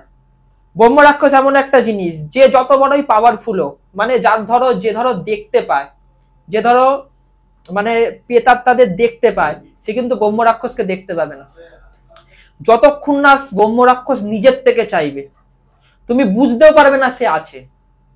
ব্রহ্ম রাক্ষস এমন একটা এন্টিটি যে সব এন্টিটিদের কন্ট্রোল করতে পারে। মানে ব্রহ্ম রাক্ষস যদি চায়, সে পিশাচকে তোমার বাড়িতে পাঠাতে পারে তোমার ক্ষতি করতে। ব্রহ্ম রাক্ষস যদি চায়, সে বেতালকে তোমার বাড়িতে পাঠাতে পারে তোমার ক্ষতি করতে। কিন্তু সে পুরুলিয়ার ওই বাড়িতে কেন গেল? পুরুলিয়ার বাড়িতে যায়নি, আমি তোমাকে ব্রহ্ম রাক্ষস সম্বন্ধে বলছি, উদাহরণ দিচ্ছি। মানে ধরো তুমি ওখান থেকে মদ খেয়ে আসছো, ওর সেটা পছন্দ হয়নি, যে তুমি ওইটা দিয়ে ওর জায়গাটা ময়লা করলে কেন। তারা পরিষ্কার পরিচ্ছন্ন থাকতে পছন্দ করে, ব্রাহ্মণ তো, সে তো ব্রাহ্মণ, তাকে পরিষ্কার পরিচ্ছন্ন শুদ্ধভাবে থাকতে হবে। ঠিক আছে, তো যাই হোক, যেটা বলছিলাম, তো তোমার বাড়ি আসবে, তুমি কিছু বুঝতেই পারবে না, কিন্তু তোমার বাড়িতে পরপর একজন করে মারা যাচ্ছে, কি কারণে মারা যাচ্ছে তুমি বুঝতে পারবে না। হয়তো ধরো এই সপ্তাহে কেউ মারা গেল, পরের সপ্তাহে আবার মারা গেল, আবার দেখা গেল 1 মাস পর মারা গেল, অস্বাভাবিক মৃত্যু যেটাকে বলে, পুরো ফ্যামিলি ধ্বংস হয়ে যাবে।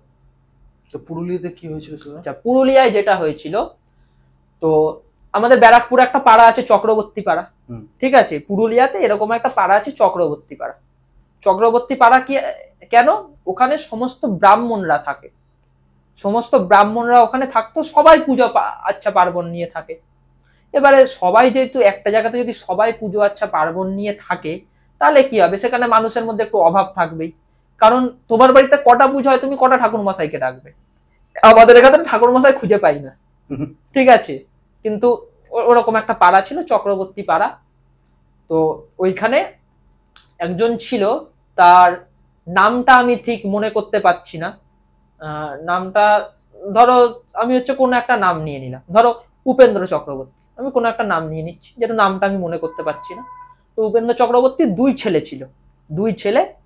এবারে অভাবের সংসার, মানে কোনো মতে কাটছে, কাটতে কাটতে কাটতে কাটতে হঠাৎ করে বড় ছেলে আর্মিতে চাকরি পায়।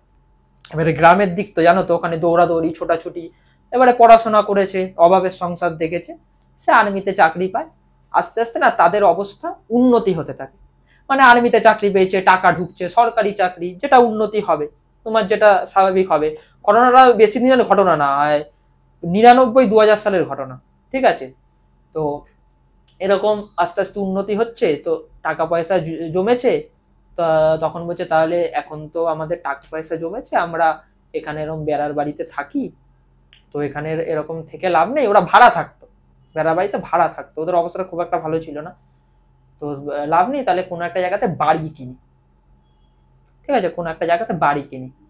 তো পুরুলিয়া থেকে একটু দূরে ওরা একটা জায়গাতে বাড়ি কেনে, ঠিক আছে। এবারে বাড়িটা কিরকম বাড়ি ছিল আমি তোমাকে বলছি।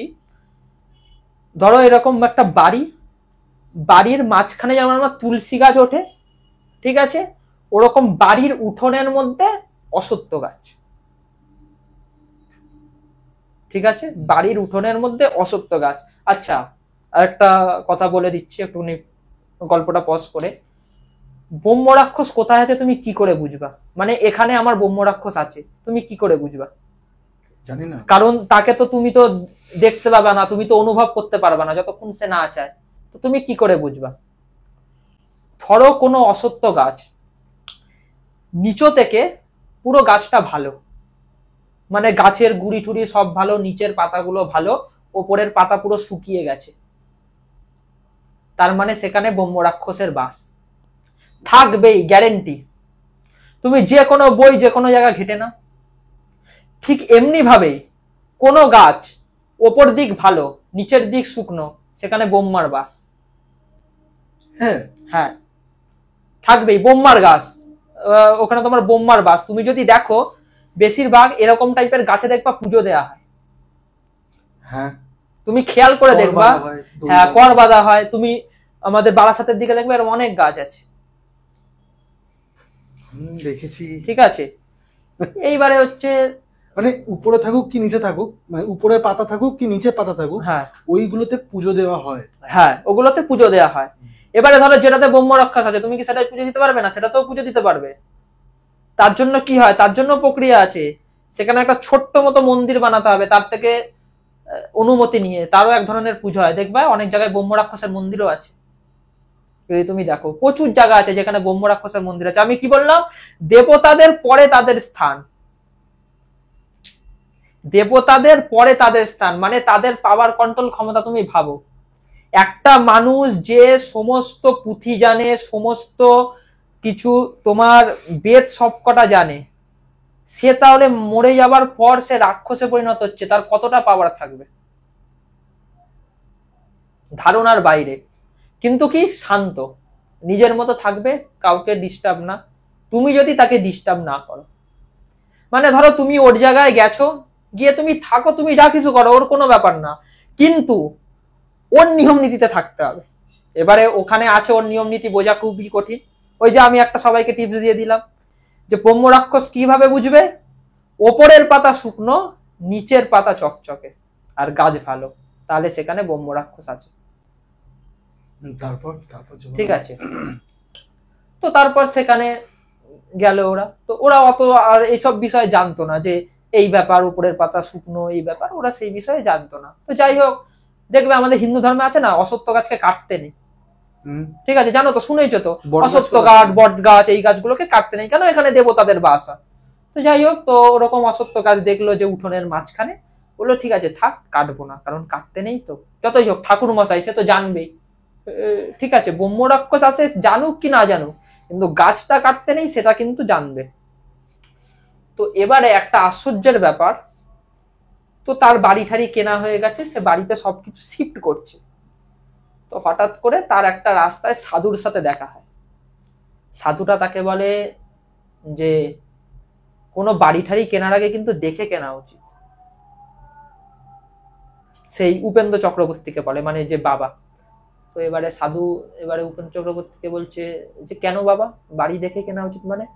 বলছে তুই তো একটা বাড়ি কিনেছিস তো? বলছে হ্যাঁ বাবা, আপনি কি করে জানলেন? বলছে আমি জানি, কিন্তু কোনো বাড়ি কেনার আগে দেখে কেনা উচিত। বলছে কেন, আমরা তো বাড়িতে দেখলাম সবই তো ঠিকঠাক আছে। বলছে যে সবকিছু ঠিক থাকলেই ভালো, বলে আশীর্বাদ করেছে। এবার তারপর দিন থেকে সেই সাধুকে আর দেখা যায় না। ঠিক আছে, তো যাই হোক, এবারে তারা রীতিমতো বাড়িতে থাকছে। ও সরি, বাড়িতে থাকার আগে না হোম যজ্ঞ হয়, মানে হোম যজ্ঞ যেটা হয় নারায়ণ পুজো। এবারে যেহেতু ঠাকুর মশাই, সে তো আর আমাদের মতো নর্মাল করে করবে না, সে রীতিমতো হোম যজ্ঞ ভালো করে করবে, একটা বাড়িতে যাচ্ছে, আর যেহেতু টাকা পয়সা হয়েছে। এইবারে আশ্চর্যের ব্যাপার, যে তোমার যজ্ঞটা করছে সে হচ্ছে মন্ত্র বলছে, যে যজ্ঞ করছে সে তোমার মন্ত্র পড়ছে। ঠিক সে যেভাবে মন্ত্র পড়ছে তার কানে ঠিক সেইভাবে আর একটা দিক থেকে মন্ত্র আসছে। সেই মন্ত্রকে পড়ছে ব্রহ্ম রাক্ষস। কেউ শুনতে পাচ্ছে না, কিন্তু খালি উনি শুনতে পাচ্ছে, যেহেতু উনি পুজোটা করছে। ঠিক আছে, তো এবারে সে ভাবছে না আমার কিছু মনের ঠনের ভুল হলো, কারণ অনেক সময় দেখবে কি আছে, পাহাড়ে কথা বললে আবার ব্যাক করে আসে না, ভাবছে মনে হয় বাড়ির এত ফাঁকা উঠোন, সেটাই মনে হয় হয়তো হচ্ছে। তো যাই হোক, এরকম করে সে ওইভাবে করে সে আর সেই সম্বন্ধে কিছু আর বাড়িতে বলে না। সে তোমার যজ্ঞ আচ্ছা পুজো পার্বণ করে বেরিয়ে চলে যায়। তো যাই হোক, যথারীতি যজ্ঞ আচ্ছা পুজো পার্বণ করে বেরিয়ে চলে যায়। এইবারে হচ্ছে তারা ব্রাহ্মণ ছিল ঠিকই, কিন্তু তাদের বাড়িতে ওই পেঁয়াজ রসুন রান্নাটা হতো। তো একদিন কি হয়েছে, ওর বউ মানে বাড়িতে ঢোকার দুদিন পর তার বউ পেঁয়াজ রসুন কাটছে, মানে তোমাকে বলছে আমার গায়ে কাটা দিচ্ছে, রীতিমতো পেঁয়াজ রসুনটা কাটতে কাটতে সে কাটার পর মানে কেটে সেটাকে ধরো হাঁড়িতে তোমার তেলের মধ্যে ছাড়তে যাবে, পেছন থেকে একটা শব্দ। এই বাড়িতে থাকতে গেলে পেঁয়াজ রসুন খাওয়া চলবে না। পেছন থেকে এরকম একটা শব্দ, এরকম একটা আওয়াজ। ও পেছনে দেখছে, কে? কাউকে দেখতে পেল না। আবার যেই পেঁয়াজ রসুনে হাত দিয়েছে আবার সেম শব্দ। আবার পেছনে তাকিয়েছে, আবার কাউকে দেখতে পায়নি। এবারে রীতিমতো যখন আবার 3বার সেই আওয়াজটা এসছে না, রীতিমতো সে ভয়ে বাড়ি ছেড়ে বেরিয়ে বাইরে বসে আছে। এবারে ছোট ছেলে বাইরে বেরিয়েছে, স্বামীও পুরোহিত মন্দিরে পুজো করতে যায়, মন্দিরে পুজো করে ধরে সন্ধ্যাবেলার দিকে ফিরছে। বলছে যে তুমি এরকম বাইরে বসে আছো কেন? বলছে আমি বাইরে বসে আছি কারণ এরকম এই আমার সাথে এরকম ঘটনা হয়েছে, যে আমি পেঁয়াজ রসুন যেই তেলে ছাড়তে যাবো, পেছন থেকে কে আমাকে বলছে যে এই বাড়িতে পেঁয়াজ রসুন চলবে না। ঠিক আছে, বলছে না না তুমি হয়তো মনের ভুল। বলছে না না, আমার মনের ভুল হবে না। মনের আর কতটা ভুল হবে? বলছে না না না, নিশ্চয়ই তোমার মনের ভুল আছে। যাই হোক, তারপর থেকে তারা পেঁয়াজ রসুন খাওয়াটা বন্ধ করে দেয়। এইবার কিছুদিন পর হচ্ছে ওই উপেন্দ্র যে চক্রবর্তী, তার কাছে পাড়ার কোনো একটা লোক এসে খবর দেয় তোমার ছোট ছেলে এরকম মদ খেয়ে এমন জায়গায় পড়ে আছে। এবারে সে উপেন্দ্র চক্রবর্তী ওখানে গেছে, বলছে তুই আমার ব্রাহ্মণের ছেলে, তুই এরকম মদ খাচ্ছিস, এই করছিস, হ্যাঁ অসভ্য ছেলে, হ্যানা ত্যানা বলে বাড়িতে নিয়ে এসছে। ওই বাজে সঙ্গের সাথে মিশে গেছিল, যার জন্য মদ টদ খেয়েছে, এরকম হয়েছে। এটা গেল প্রথম দিন। সেকেন্ড দিন ছেলেটা মদ খেয়ে বাড়ি ঢুকেছে। পরের দিন সকালে অসত্য গাছের মধ্যে, ওই গলার মধ্যে ওই অসত্য গাছের যে সেগুলো থাকে, ওগুলোকে কি বলে? শিকড় গুলো গলায় দিয়ে তার মৃতদেহ ঝুলছে। মানে কার মৃতদেহ? ওই ছেলে, ছোট ছেলে। প্রথম দিন তুমি মদ খেয়ে ঢুকেছো, সে তোমাকে ওয়ার্নিং দেবে, নিশ্চয়ই ওয়ার্নিং দিয়েছে, সে তো মদের নেশায় তোমার মগ্ন, সে তার ওয়ার্নিং শুনবে কি করে? আমি কি বললাম, তারা চুপচাপ থাকে, কিন্তু তাদের নিয়মে থাকতে হবে, তাহলেই সে শান্ত। যাই হোক, পরের দিন ওরকম দেখছে ছেলের ওরকম লাশ ঝুলছে, কলায় রীতিমতো ফাঁসি দেয়া। সে তো কান্নাকাটি পড়ে গেছে বাড়িতে। যাই হোক, ছেলের শেষ কার্য করে ঠরে সব বাড়িতে ফিরেছে বাবা হয়ে।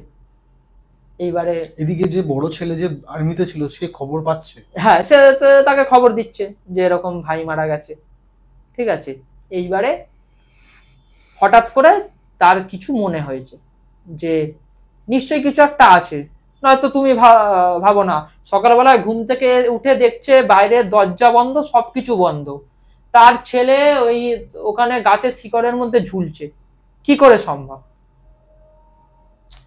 প্র্যাকটিক্যালি কি করে সম্ভব তুমি বলো? মেনে নেওয়া যায় না। মেনে নেওয়া যায় না। যদি দড়ি দিয়ে গলায় দড়ি দেয় সেটা তো আলাদা ব্যাপার, যদি গলায় দড়ি দেয় দড়ি দিয়ে তাহলে তো আলাদা ব্যাপার, কিন্তু শিকড়ের মাধ্যমে তার প্রাণ নিয়ে নিয়েছে কি করে? যাই হোক, এরকম ঘটনা ঘটলো। তো হঠাৎ করে ওই মানে ওই উপেন্দ্র চক্রবর্তীর মনে হয়েছে যে সেই সাধুর কথা হয়তো ঠিক, হয়তো বাড়িতে কেউ আছে, বাড়িতে কেউ আছে। এবারে হচ্ছে সে আগের যে চক্রবর্তী পাড়া, সেই চক্রবর্তী পাড়াতে গেছে, গিয়ে ওখানে তার যে বন্ধু ছিল, তাকে আমি চক্রবর্তী বাবু বলেই বলছি, তো সেই চক্রবর্তী বাবুকে গিয়ে সব ঘটনা বলেছে। সে বলছে তাহলে তুই একটা কাজ কর, তুই সাধুকে খোঁজ যেভাবেই হোক। যাই হোক, তারপরে সাধুকে খুঁজতে খুঁজতে খুঁজতে খুঁজতে একদিন পায়নি, দুদিন পায়নি, তৃতীয় দিনের দিন সাধুকে সেম জায়গায় পেয়েছে। সেই সাধুকে গিয়ে সব ঘটনা বলছে। সাধু বলছে আমি তো তোকে বলেছিলাম যে কোনো বাড়ি নিবি যখন দেখে শুনে নে। বলছে আপনি তো খালি দেখে শুনে বলেছিলেন, আপনি তো আর কিছু বলেননি। বলছে ওই বাড়িতে ব্রহ্ম রাক্ষসের বাস আছে, আজকের থেকে না, 500 বছর ধরে ওই বাড়ি। হ্যাঁ, ওই বাড়ি তার ছিল, সে রীতিমতো বেদ পুরাণ সবকিছুতে জ্ঞান ছিল। সে কি করেছিল, সে হচ্ছে গিয়ে সেই দিয়ে মানুষের ক্ষতি করত, যার ফলে সে ব্রহ্ম রাক্ষসে পরিণত হয়েছে। এইবারে কি হবে? তো তাহলে বলছে যে এবার উপায় কি?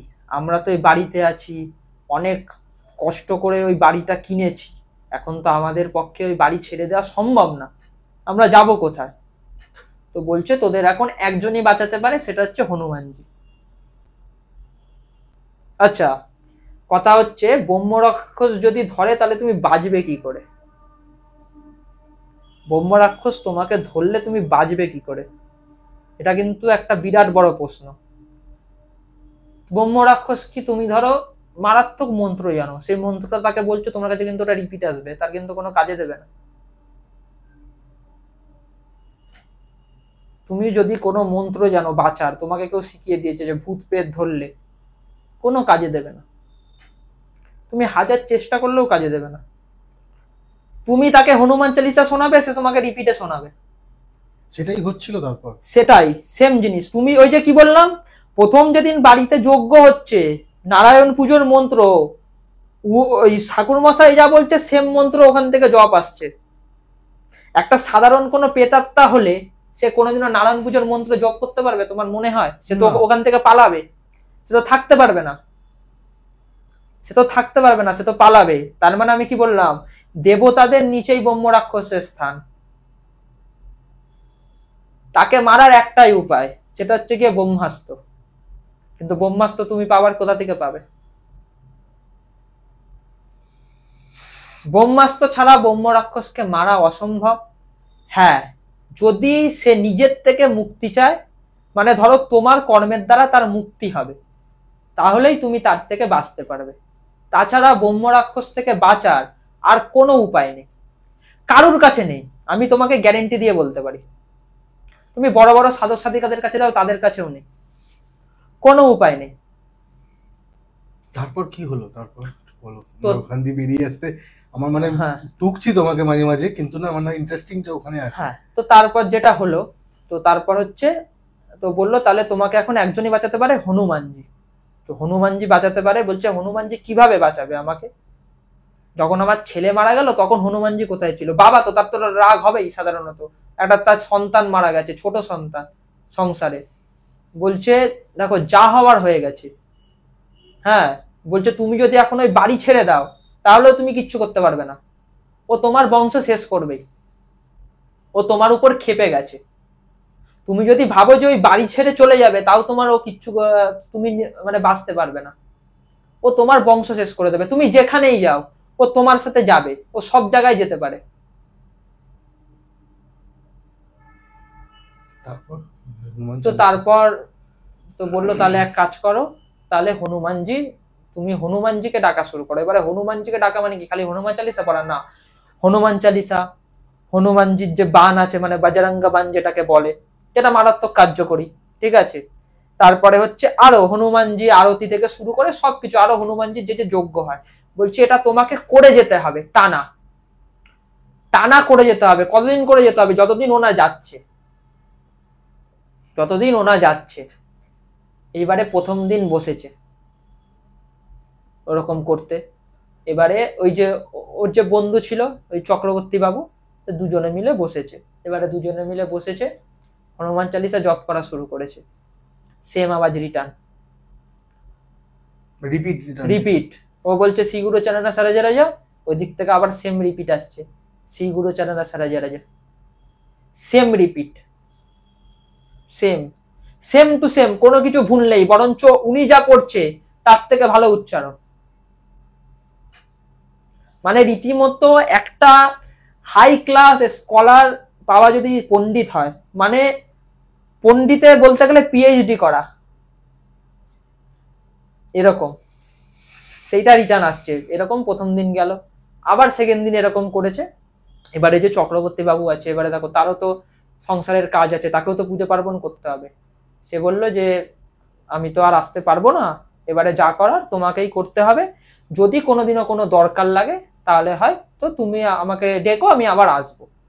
এইবারে 5 নম্বর দিন কি 6 নম্বর দিন আবার সেম পাঠ শুরু করেছে, হনুমান চালিসা পাঠ শুরু করার পর সেম আওয়াজ আসছে। এবারে দেখছে না আওয়াজটা যেটা দূর থেকে আসছিল সেটা আস্তে আস্তে কাছের দিকে আসছে, মানে ধরো আওয়াজটা তুমি বসে আছো, আমি বসে আছি, তুমি কথা বলছো, তুমি আমাকে হনুমান চালিসা বলছো, আমি তোমাকে রিপিট বলছি, এরকম আসছে। মানে আরতি হোক, হনুমান চালিসা হোক, যাই হোক, সেটা রিপিট আসছে। এবারে কিছুক্ষণ পর মনে হয়েছে যেন পেছনে কেউ একটা আছে, অনুভব করতে পেরেছে, অনুভব করার সাথে সাথে পেছনে তাকিয়েছে। এবারে যখন ব্রহ্ম রাক্ষস রেগে থাকে তখন সে তার উগ্র রূপ দেখায়। তো উগ্র রূপটা কি দেখেছিল আমি তোমাকে বলছি। একটা মানুষের মুখ, দাঁত বেরোনো, রীতিমতো রাক্ষস টাইপের দাঁত বেরোনো, দুদিকে দুটো শিং, আর সারা মুখ থেকে তোমার রক্ত পড়ছে, এরকম ভয়ানক রূপ হচ্ছে ব্রহ্ম রাক্ষসে। জাস্ট ভয়ানক রূপ ব্রহ্ম রাক্ষসে। তুমি যদি রূপ দেখো, মানে কারুর যেন দেখতে না হয়, কারণ দেখলে তো কত বড় ক্ষতি, আমি তো তোমাকে বললামই। তো এরকম রূপ দেখেছে, দেখে সাথে সাথে অজ্ঞান, ওদিনের মতো পুজো স্টপ। স্বাভাবিক ব্যাপার, তুমি যদি হঠাৎ করে কাউকে দেখো তুমি কি করবে? যারা বিশ্বাস করে না, আমি যাদের কথা বলছি, যারা বিশ্বাস করে না তারা যদি হঠাৎ করে দেখে তারা কি করবে? অনেকেই আছে বিশ্বাস করে না, কিন্তু যারা বিশ্বাস করে না আমি চাইবো তাদের সাথে একটা করে ইনসিডেন্ট হোক, কিছু ছোটখাটো, যাতে তারা বিশ্বাস করে যে এই জিনিসটা পৃথিবীতে আছে, এই জিনিসটা পৃথিবীতে আছে। কারণ একটা জিনিস তুমি সিম্পলি বোঝো, দিন আছে রাত আছে, সবকিছুরই তো বিপরীত বেরিয়েছে, তাহলে যদি শুভ থাকে অশুভ কেন থাকবে না? ঠিক আছে, তো যাই হোক, অজ্ঞান। আবার আবার তার পরদিন আবার সেম পুজোয় বসেছে। এরকম পুজো করতে করতে 40 দিন পাঠ চলে। 40 দিন টানা 40 দিন, এবং প্রতিদিন শুনছে রিপিট আসছে। এবারে বুঝতে পেরেছে যে ওর পেছনে এসে বসে বলছে, কিন্তু সে আর পেছন ঘুরে তাকাচ্ছে না, কেন? তাকালে ভয় পাবে, অজ্ঞান হয়ে যাবে, কাজ বন্ধ। যাই হোক, এরকম রিপিট করে 40 দিন চলে টানা এটা। 40 দিন পর 41 দিনের মাথায় যখন বসে তখন থেকে আর ওই আওয়াজ শুনতে পায়, সেই আওয়াজ আসা বন্ধ। তো তারপরে 42 নম্বর দিন আবার ওই উপেন্দ্র চক্রবর্তী বেরিয়েছে সেই সাধু বাবার সন্ধানে গেছে। সাধু বাবা দেখছে ওই জায়গায় বসে আছে, গিয়ে বলছে বাবা এরম এরম হয়েছে। বলছে ও আর নেই, ও ওখান থেকে বেরিয়ে গেছে, ওর মুক্তি হয়ে গেছে। যে তোমার এই বাড়িতে আসার উদ্দেশ্যই হচ্ছে ওকে মুক্তি দেয়া। অ্যাকচুয়ালি আমি তোমাকে একটা ব্যাপার বলি, দেখবে অনেক জায়গায় বলেছে এই কথাটা একদম সত্যি। ধরো তোমাকে কোনো আত্মা পজেস করেছে, ওর যতদিন না টাইম থাকবে তুমি চাইলেও ওকে বার করতে পারবে না। একটা সবার টাইম থাকে যে আমি এই টাইমে চলে যাব, আমি এই টাইমে চলে যাব। ওই যে উনি যে ওই বাড়িতে এসেছিল, এটা কিন্তু বলতে গেলে বিধাতার লেখা, যে ওর হাত দিয়ে ওই ব্রহ্ম রাক্ষসের মানে মুক্তি, সেটা কিন্তু আমি বা তুমি গেলে হতো না। সৈকত, তুমি আমাকে একটা বলেছিলে ফোনে যে কোন মসজিদের উপর 250 বছর ধরে বসেছিল। হ্যাঁ, এটা হচ্ছে আমি ওই গোরখপুর লাইব্রেরির বই আছে, গোরখপুর লাইব্রেরির বই আছে, আমি বইটা তোমাকে দেবো বলেছিলাম, আমি আজকে আনতে ভুলে গেলাম, পরের দিন নিয়ে আসবো।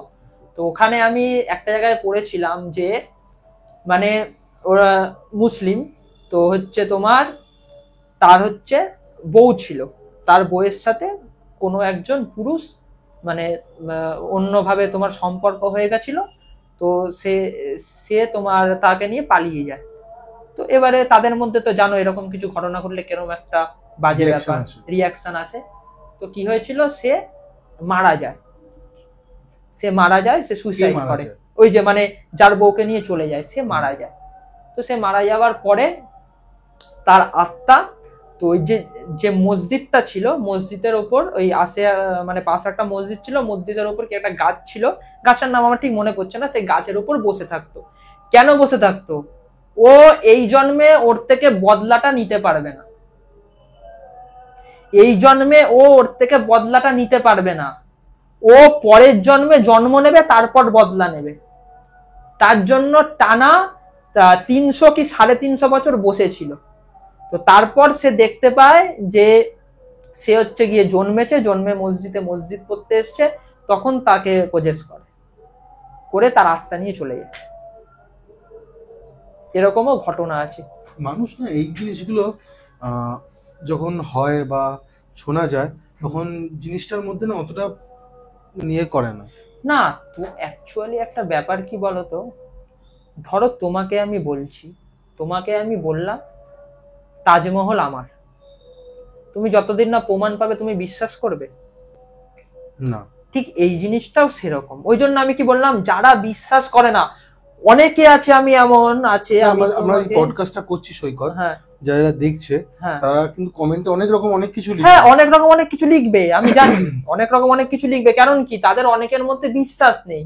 যারা বিশ্বাস করে না, এরকম অনেকে আছে যারা বিশ্বাস করতো না, তারা বিশ্বাস করেছে।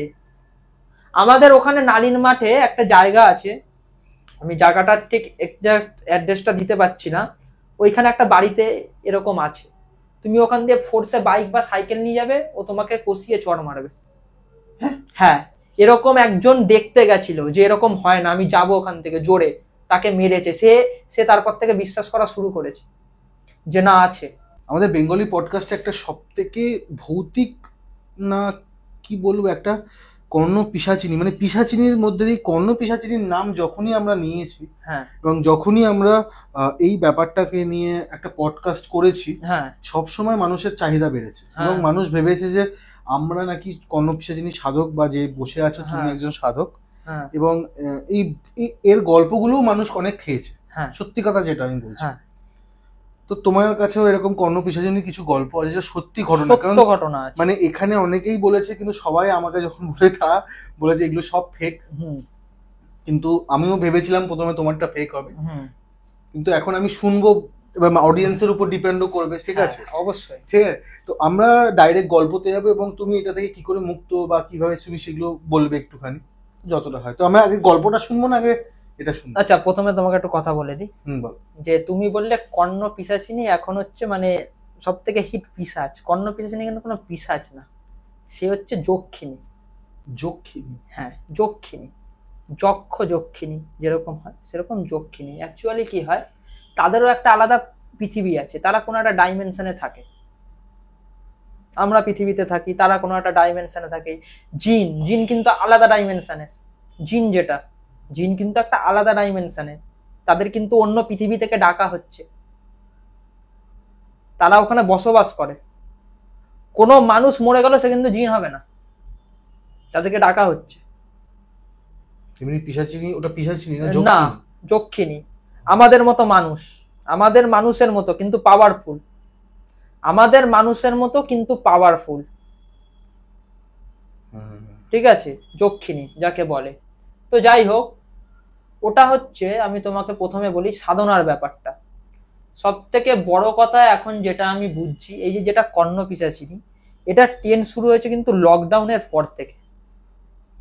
লকডাউনের পর থেকে এটা ট্রেন্ড শুরু হয়েছে, মানুষের শোনার ট্রেন্ড, জানার ট্রেন্ড। তার আগে কিন্তু মানুষ এটা সম্বন্ধে কিছু জানতোই না, কিন্তু যেটা যেখান থেকে জেনেছে তার ফলে কিন্তু অনেক মানুষের কিন্তু অনেক ক্ষতি হয়েছে। অনেক মানুষের অনেক ক্ষতি হয়েছে, কারণ এখনকার দেখবে যারা 17, 18, 19, 20 বছরের যে ছেলেরা আছে, তারা সবকিছুতে না শর্টকাট খোঁজে। মাঝে মাঝে আমাদেরও ইচ্ছা হয় যদি এটা কালকের মধ্যে হয়ে যেত, যদি এটা কালকের মধ্যে পেতাম, তার জন্য যদি কিছু একটা করতে পারতাম। তো এই 17, 18, 19, 20 বছরের যে ছেলেরা আছে তাদের মনেতে এই জিনিসটা জাগে, আর এই জিনিসটা সব থেকে বেশি সার্চ করে। তুমি দেখবে ইউটিউবে সব থেকে বেশি সার্চেবল জিনিস হচ্ছে এটা, কর্ণ পিশাচিনী। কি সার্চ করে? তোমার কর্ণ পিশাচিনীর গল্প কম সার্চ করে, মেন সার্চ করে হচ্ছে গিয়ে তাকে সিদ্ধি করব কিভাবে, তাকে সিদ্ধি করব কিভাবে। যেমন কোনো একটা জায়গাতে শুনলো যে এইভাবে এরম এরম ভাবে সিদ্ধি হয়, ব্যাস নিয়ে বসে গেল, ভাবলে মনে হয় আমার সিদ্ধি হয়ে যাবে। অত সোজা না। প্রথম কথা হচ্ছে তুমি যে কোনো কিছুই সিদ্ধি করতে চাই, যে কোনো কিছু তুমি শিখতে চাও, যেটা তুমি বেটার হতে চাও, তার জন্য তোমার সবার প্রথমে কি দরকার? গুরু দরকার। তুমি যদি ছোটবেলায় গুরু না পেতে, তাহলে তুমি আজকে ভালো আঁকতে পারতে? সেটাই। ঠিক আছে, আমি হচ্ছে আমি হচ্ছে কনস্ট্রাকশনের কাজ ছাড়াও তোমাকে বলেছিলাম আমি হচ্ছে ফিটনেস ট্রেনার। আমি যদি ভালো গুরু না পেতাম, ফিটনেস সম্বন্ধে আমি জানতে না পারতাম, তাহলে আমি একটা ভালো ট্রেনার হয়ে যেতাম? আমি ইউটিউবে গিয়ে ওই সার্চ করব, বুঝতে পেরেছি, যে ওটা কিভাবে হবে, এরকম ভাবে হয় না। সব জিনিস যদি ইউটিউব থেকেই পেয়ে যেতাম, হ্যাঁ, ইউটিউবে আমি সবাইকে একটা কথা বলবো, যারা এই 17, 18, 19, 20 বছরের ছেলেরা বা তার থেকেও বড় যারা শর্টকাট খুঁজছে, প্রথম কথা হচ্ছে গিয়ে শর্টকাটে কোনো কিছু পাওয়া যায় না। 1 নম্বর কথা হচ্ছে গিয়ে এটা। আর হচ্ছে ইউটিউব থেকে তুমি যেটা দেখছো সেটা দেখে তুমি শেখো, তোমার লাইফে সেটাকে ভালো কাজ হিসেবে নাও। যে তুমি জানো যে আমি কর্ণ পিশাচিনী সাধনাটা কেন করব না, কেন আমার এটা করা উচিত না, করলে কি হবে, তুমি এই জিনিসটাকে নাও। তুমি ওইটাকে নিও না যে আমি কর্ণ পিশাচিনী সাধনা করব, করে কালকে বলবো যে আমাকে বলো যে আমার এরকম অমুক দিন কোন লটারিটা কাটলে আমি কোটিপতি হয়ে যাব। এটাই হচ্ছে মেন নিয়ম, এটাই। তো যেটা বলছিলাম, এই যে কর্ণ পিশাচিনী যে সাধনাটা, মানে যতদূর আমি জানি, আমার দিদামার মুখে আমি এটা সম্বন্ধে 2014 সালে শুনেছি। ঠিক আছে, 2014 সালে শুনেছি আমার দিদামার মুখ থেকে। তো মেন যে কর্ণ পিশাচিনী যে সাধনাটা অ্যাকচুয়ালি হচ্ছে নিচু স্তরের সাধনা, সব থেকে নিচু স্তরে। মানে তোমাকে বেশি খাটতে হবে না, তুমি অল্প কিছুদিন করবে, তুমি তার সিদ্ধি লাভ করে নেবে। যেমন দেখবে আছে অনেক জায়গায় লেখা আমাদের গায়ত্রী মন্ত্র, গায়ত্রী মন্ত্রের সিদ্ধি লাভ করতে গেলে দেখবে 4 লাখ বার 5 লাখ বার এরকম সামথিং কিছু করতে হয়। বা যেটা মহামৃত্যুঞ্জয় মন্ত্র, সেটাও 4 লাখ বার বা 5 লাখ বার করতে হয়, যেটা তোমার পক্ষে আমার পক্ষে কঠিন। আর কর্ণ পিশাচিনী সাধনা কি? তুমি এই দিন বসছো, 51টা হাড়ের মালা নিচ্ছ, তুমি জপ করছো, তোমার মলমূত্র খাচ্ছ, ব্যাস কর্ণ পিশাচিনী তোমার কাছে। কত ইজি পদ্ধতি না? কিছুদিন পর করব, আমার কাছে এমন একজন চলে আসবে যাকে বলবো আমার এরকম 1 কোটি টাকা দরকার, কোথা থেকে পাবো, আমাকে দিয়ে দেবে। ইজি ব্যাপার। এবারে মানুষ যেটা ইজি পাস সেটাই তো বাঁচবে, কিন্তু মানুষ একবারও ভাবলো না যে কেন আমার ওই পথটা বাঁচা উচিত না, ওইটা থেকে কি কি হতে পারে, যাদের সাথে হয়েছে তাদের সাথে কি কি হয়েছে। আর প্রথম কথা হচ্ছে গিয়ে সাধনা তো ঘরের ভেতর করাই উচিত না। নেগেটিভ সাধনাগুলো, যেগুলো পজিটিভ সাধনা, তুমি পজিটিভ সাধনা ঘরের মধ্যে করো না, গায়ত্রী মন্ত্র জপ করো না, যতক্ষণ খুশি করো, হনুমান চালিসা পড়ো না, মা কালীর অষ্টদ্বার শতনাম পড়ো না, সবকিছু পড়ো না, কোনো নিয়ম নেই। দেখো আমি ব্রাহ্মণ হয়ে বলছি, অনেকে হয়তো অনেক নিয়ম আছে ভাই, সকালে উঠে স্নান করবি তারপরে এই পুজো করবি, সকালে উঠে এই করবি তারপরে এই পুজো করবি। আমাকে বিশ্বাস করো, আমি সকালে ঘুম থেকে উঠি, এই গায়ত্রী মন্ত্র পড়ে নি, কোনো হাত পা ধোয়া ধোয়া ইচ্ছিন নেই, বিছানায় উঠে বিছানায় বসে পড়ি, পড়ে যাই, তারপর হাত পা ধুয়ে ব্যায়াম শেখাতে বেরিয়ে গেলাম। মানে তুমি বলতে যার মন পরিষ্কার, যার মন পরিষ্কার তার সব পরিষ্কার। আমি রাত্রিবেলায় মাছ মাংস সবকিছু খাই, খেয়ে হাত পা ধুলাম, বিছানায় গিয়ে বসলাম, মা কালীর অষ্টদ্বার শতনাম পড়লাম, হনুমান চালিসা পড়ে শুয়ে পড়লাম, কি হয়েছে? কোনো নেগেটিভ কিছু হয়েছে? আমার তো বরঞ্চ করার পর থেকে আমার মনে হচ্ছে আমার পজিটিভ দিক থেকে সব দিক থেকে উন্নতি হচ্ছে, নেগেটিভ ব্যাপার কিছু হচ্ছেই না। মেন হচ্ছে তোমার ভক্তি, তুমি ভক্তি দিয়ে সবকিছু করবে, সব সময় হবে। ঠিক, সেটাই হচ্ছে বড় কথা। তো যাই হোক, অন্য টপিকে চলে গেছে। না এটা এই জিনিসটা বলা উচিত, তো আমার ভালো লাগলো এটা। মানুষ এটাতে না মানে অনেকটা কনফিউজ থাকে। আমি বলতে চাইছি কেন, যাতে মানুষের ক্ষতি না হয়। আজকে আমার পডকাস্টটা শুনলো, আমি হয়তো আজকে এই পডকাস্টে বলে দিচ্ছি এইভাবে কর্ণপিশাচিনীর সাধনা হয়। একটা 17-18 বছরের ছেলে শুনে এই সাবাস, তাহলে করি তো, একবার করে দেখি না কি হয়। আজকে যে গল্পটা শুনবো, হ্যাঁ, এটা কি সাধনা করার ফলে ঘটনা? এটা সাধনা করার ফলে, আর এটা ঘটেছে আমার নিজের বন্ধুর সাথে।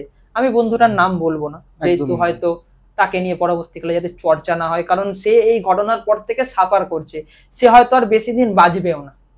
হ্যাঁ হ্যাঁ, তার সব ঠিক হয়ে গেছে, হয়তো সে আর বেশি দিন বাঁচবে না, তাও এই সাধনার ফলে তার সব ঠিক হয়ে গেছে, কিন্তু তাও সে আর বেশি দিন বাঁচবে না, ভোগ করতে পারলো না। সে শোনো, তার তো সিদ্ধিলাভ হয়নি, তার সিদ্ধিলাভ হয়নি, কিন্তু এই সাধনার ফলে সে আর বেশি দিন বাঁচবে না। আমি সে যখন আমার সাথে তার যখন দেখা হয় স্টেশনে, তুমি বিশ্বাস করবে না, সে আমাকে ডাকছে, আমি না তাকে দেখে চিনতে পাচ্ছি না, ধরো তোমার এই আঙ্গুলের মতো তার একটা হাত হয়ে গেছে, তার চোখ মুখ দেখলে তোমার মনে হবে আজকেই হয়তো এর শেষ দিন, যাক দেখা হলো, ভালো হলো। তোমার কষ্ট হবে তাকে দেখে, সে আজকে রীতিমতো কষ্টে জর্জরিত। তো কর্ণপিশাচিনী সাধনাটা কিভাবে হয় জানি না, মানে হয়তো কেউ তোমাকে বলেছে নাকি আগে, বা তুমি শুনেছো নাকি। তো কর্ণপিশাচিনী সাধনাটা হয় হচ্ছে কি, তোমার কোনো একটা পার্টিকুলার দিন থাকে, কি একটা অমাবস্যা বলে, সেই অমাবস্যার দিন সাধককে বসতে হয়, 51টা হাড়ের মালা থাকে, 51টা হাড়ের মালা থাকে, তো সেইটা জপ করতে হয় কর্ণপিশাচিনীর মন্ত্র। মানে আমি যেটা জানি, মানে এইটা আমি জানি, তাছাড়া আরো অনেক রকমের উপায় আছে, যেগুলো দেখবে অনেক জায়গায় আছে, কেউ বলে কি কাগজে লিখে, বিভিন্ন ধরনের আছে। তো যাই হোক, তো কর্ণপিশাচিনী যে সাধনাটা হয়, তো ওরকম ভাবে তোমার ওই জপ করতে হয়, আর হচ্ছে তোমার ওই যতদিন ওই জপটা চলবে, তোমাকে ততদিন নিজের মলমূত্র খেয়ে থাকতে হবে, যতদিন জপটা চলবে। এবারে সিদ্ধি লাভের পর কিন্তু তুমি যে ভাবলে আমি মলমূত্র খাওয়া বন্ধ করে দেবো, না, তারপরেও তোমাকে আরো 10 দিন সেম জিনিস খেতে হবে। আচ্ছা, তুমি যেদিন থেকে সাধনা শুরু করবে তার আগে এক সপ্তাহ কি 2 সপ্তাহ তোমাকে হচ্ছে ময়লা জামা কাপড় পরে থাকতে হবে, তোমাকে স্নান করা যাবে না, সেম ওই মলমূত্র খেয়েই তোমাকে কাটাতে হবে, ভাত টাত খাওয়া চলবে না। তাহলে তুমি একটা জিনিস সিম্পলি ভাবো কৌশিক দা, তুমি নিজের ইউরিন খাচ্ছ, তোমার দেহের কতটা ক্ষতি, তুমি নিজের মলটা খাচ্ছ, তোমার লিভারের কতটা ক্ষতি, ওগুলো তো মানে যে ওগুলো পাচন হয়ে যাচ্ছে, অকেজো জিনিস তো দেহ থেকে বার করে দিচ্ছে, তুমি তো আবার দেহটাকে দিচ্ছ, তাহলে তোমার দেহের কি থাকবে 2 দিন পর। আর সব থেকে বড় কথা, কর্ণপিশাচিনী সাধনার মেন যেটা জিনিস, ধরো আমার কাছে কর্ণপিশাচিনী আছে, তাই তো, তুমি এসে আমাকে বললে সৈকত আমি কর্ণপিশাচিনী সাধনা করতে চাই, ঠিক আছে, আমি এবার তোমাকে আমার কর্ণপিশাচিনী দিয়ে দেব, তখনই তুমি সাধনা করতে পারবে। আর ধরো তোমার কাছে কর্ণপিশাচিনী তুমি সাধনা করে নিলে, তুমি চাইলে কাউকে দিতে, তুমি কিন্তু দিতে পারবে না, যদি সে এসে তোমার কাছে চায় তাহলেই তুমি দিতে পারবে, তাছাড়া তোমার এরকম চেনা জানা কেউ আছে যারা কর্ণপিশাচিনী নিজের কাছে আছে?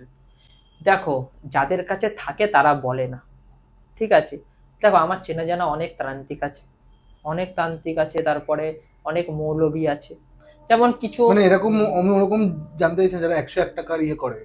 না 101 টাকার না, অ্যাকচুয়ালি ভালো যারা, হ্যাঁ যারা ভালো, যেমন একজন আছে, আমি তার নাম বলছি না, একদমই না, সে কি করে, সে তোমার ধরো তাকে তুমি তোমার নাম বললে, সে তোমাকে সব বলে দেবে, আর যা বলবে ঠিক বলবে, আয় উন্নতি সবকিছু। এবারে সে কি করে বলছে, সে কি থরি বলবে আমার কাছে আছে, আমরা তাকে ভাবছি মনে হয় তার কাছে হয়তো ভালো গুণ আছে, কিন্তু সে তো নিয়ে বসে আছে খারাপটা।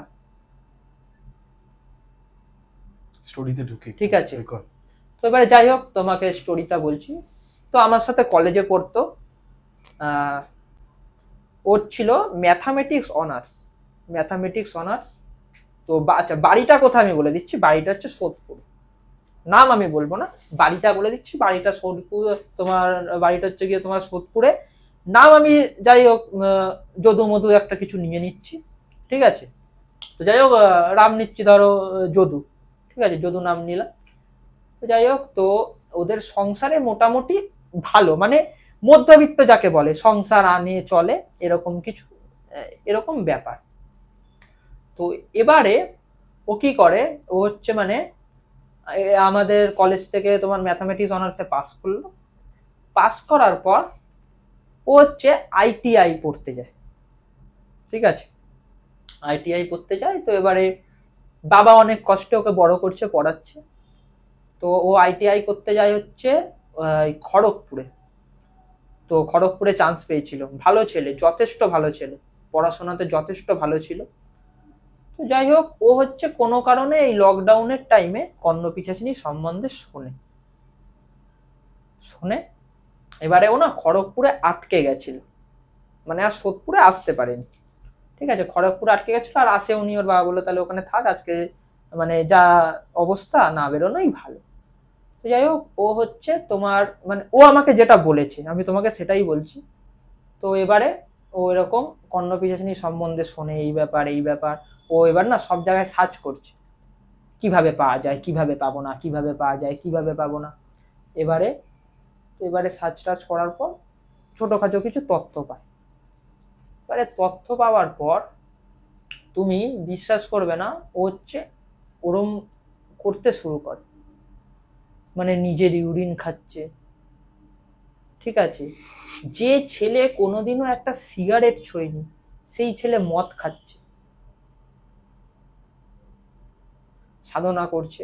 এরকম করতে করতে সাধনার দিন পেরিয়ে গেছে, কিন্তু ওর না সিদ্ধি লাভটা হয়নি, ওর সিদ্ধি লাভ হয়নি। কি বললাম, গুরু না থাকলে হবে না, বাট কর্ণপিশাচিনী কিন্তু এসে গেছে, ও আহ্বান জানিয়ে দিয়েছে যে আমার কাছে আসো, আমার কাছে আসো, আমি কাউকে ডাকছি আমার কাছে, যে তুমি আমার কাছে আসো, আমি তোমাকে ভালোবাসি। এবারে সে আমাকে অ্যাকসেপ্ট করবে কিনা তার ব্যাপার, আমি কিন্তু তাকে ডেকে নিয়েছি, এবারে সে কিভাবে নেবে তার ব্যাপার, ঠিক সেরকমই ব্যাপার। তো যাই হোক, কর্ণপিশাচিনীকে সে ডেকেছে। তো কর্ণপিশাচিনী এসছে, সে বুঝতে পারছে তার রাত্রিবেলায় ঘুমের মধ্যে মনে হয় যে তার সাথে কিছু শারীরিক ক্রিয়া হচ্ছে, ঠিক আছে, রাত্রিবেলায় ঘুমের মধ্যে মনে হচ্ছে যে তার সাথে কিছু শারীরিক ক্রিয়া হচ্ছে।